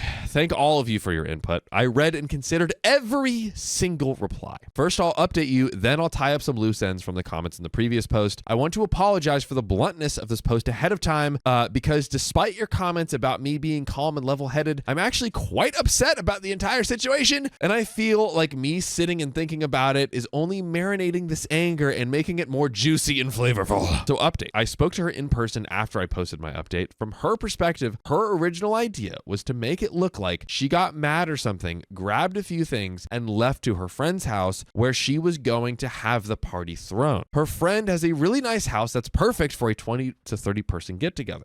She was with her two friends and made an off the cuff remark when her friend said, "What are you going to say when he asks why?" And she said, "I don't know. I'll probably tell him that I felt like he got too serious when we had spicy sleep," or something like that. Then her other friend who was with her immediately took to social media without the other two girls knowing. And then when they checked their phones later that day, it was already a dumpster fire. I said, "Great. All that is understandable. Just one question. Why did you then block me and then refuse to answer my calls? Because that seemed pretty effing intentional to me." She said because she didn't want to throw her idiot friend under the bus and thought it would all go away if she just threw the party, and she hadn't realized how far it all went so quickly. I thanked her for telling me, and then I called off the wedding entirely. She cried. I cried. It was a goddamn mess. She asked where we go from here. I told her I don't know. I don't even know if the relationship is over yet, but I know that the engagement is over, and that if I decide to give it another chance at the bare minimum, we need to build my trust for her from the ground up, if not the entire relationship. I also think she needs to go online and publicly literally say, my friend, name them, Yes. made a joke that a bad joke that I had to surprise my partner, and took it to the internet and totally lied about everything. Literally throw them under the bus and then admit that you didn't know what was going on and you failed to come forward and say that your partner did nothing wrong. Literally like humiliate yourself online. Humiliate yourself because you have humiliated your partner. Yeah. And she's like, oh, I didn't want to throw my idiot friend under the bus. I didn't hear more about that. Actions have consequences. Absolutely. Like, she went on social media and said that your partner was abusing you. She absolutely deserves to be thrown under the bus. Absolutely needs to be called out for. And you know what? She made it public there. Why can't we make it public? She gets to say this insane thing on the internet, but we don't get the chance to, clear your partner's name and try to rectify the situation. Absolutely, OP's partner needs to Yes. just humiliate herself. And then also, even then, if she does that, you don't have to stay with her. Yes. That's just the bare minimum that she needs to do. And now I have to decide if I want that. Being if they start the relationship, everything's being built from the ground up, right? Do I want to spend another 4 years being undecided? If I'm being honest with myself, I imagine it taking another couple of years before I can trust her again. Do I want to get married and start thinking about having children at 35, 36, close to 40? I told her that I have a lot to think about. I spoke to her dad last night. We shared a case of adult sodas and had a conversation that lasted about 5 hours. My ex, hasn't spoken to anyone and has basically been locked up in her old bedroom for now. She's been crying a lot. I do believe that she's genuinely remorseful about all this, which complicates things. Her dad caught wind of the situation on Facebook, but learned what was really going on maybe like an hour later. He'd gotten my calls, but hadn't returned them because he had called his daughter first. She told him, and he just didn't know what to say to her. He told me that she's not truly stupid, but that she has a history of sometimes not thinking about things before she says them, and the impact of her offhand remarks can have. He said this is the worst it's ever snowballed, but she's had situations in the past where she says something stupid or insulting and doesn't realize the impact of what she said until hours later when the other person blows up over it. So that's it. I still have a lot to think about. I know a lot of you guys are telling me that I have no balls for not literally tossing her into traffic and laughing about it or something weird like that, but you have to understand that I still love her and I have loved her for a few years now. Right now, I'm leaning towards moving on, but you're going to have to empathize with me here. By the way, you're going to have to empathize with me that if you have not listened to all 2,000 episodes of our show on Spotify, that I'm furious with you. I am deeply disappointed in the base of my soul. So to rectify yourself, go to Spotify, Apple, or your favorite podcast app and search OK Storytime and start binging our whole catalog with amazing episodes just like this. Binge, binge, binge. We're about to conclude the story. It has been an insanely wild ride. Could you please share your closing thoughts with the good people? Absolutely would love to. Number 1, OP, be gentle with yourself. You are about to marry this person. Of course you love them. Of course you love them. That doesn't mean that they're right for you or that they haven't deeply hurt you in a way that maybe you can never trust them again, which, you need for a good relationship. And 2, she still hasn't apologized publicly. Ooh. She still has not. Also, her friend has not apologized to you. Is she still friends with that person? Because I would be like, I am not being in a relationship with someone who is friends with a person who accused me of abusing you. No way. Like, did she get any kind of, ramifications to what she did?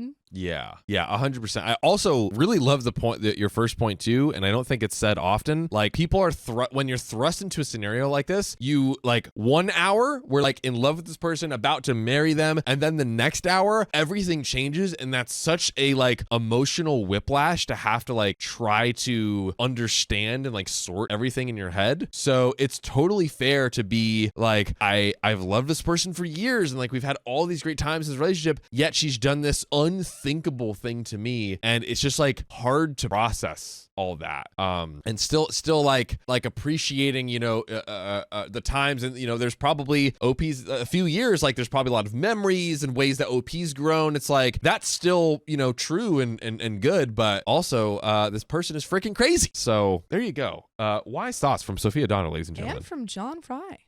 Look at that. But ladies and gentlemen, let's conclude this nightmare. As for my reputation, nobody thinks I'm an abuser. It's firmly out there now. Her reputation took a much more significant and lasting hit. I haven't lost any friends except for the idiot social media girl, hooray, whose reputation was also took a severe hit. Hooray! Nobody called the cops. All other posts about it have been deleted. Everything is good. There's no real need for me to get a lawyer and sue anybody. My family agrees with a lot of you. They're 2 seconds away from slapping me upside my head for not immediately punting her to the curb. Just give me some time. I'm not going to make another update post because I've already wasted too much of your time with this BS, but maybe I'll just update this post in a few days after I've decided what to do, but that might be the end. Dang, man. I mean, great that OP's reputation has been, cleared. Thank God. But I mean, like, apart from her totally destroying the trust that you had in her, I would be really, really embarrassed to be in a relationship with someone who, like, everyone knew had done this. Yeah. This wasn't a isolated, thing that happened in isolation where only you and her had this fight that only you know about. Everyone in your life knows about it. And she's done something like this on lighter situations, but multiple times. Yeah, not good. But that, folks, is the end of that story and the end of this episode. So if you love us, make sure to subscribe. We love you. And see you tomorrow.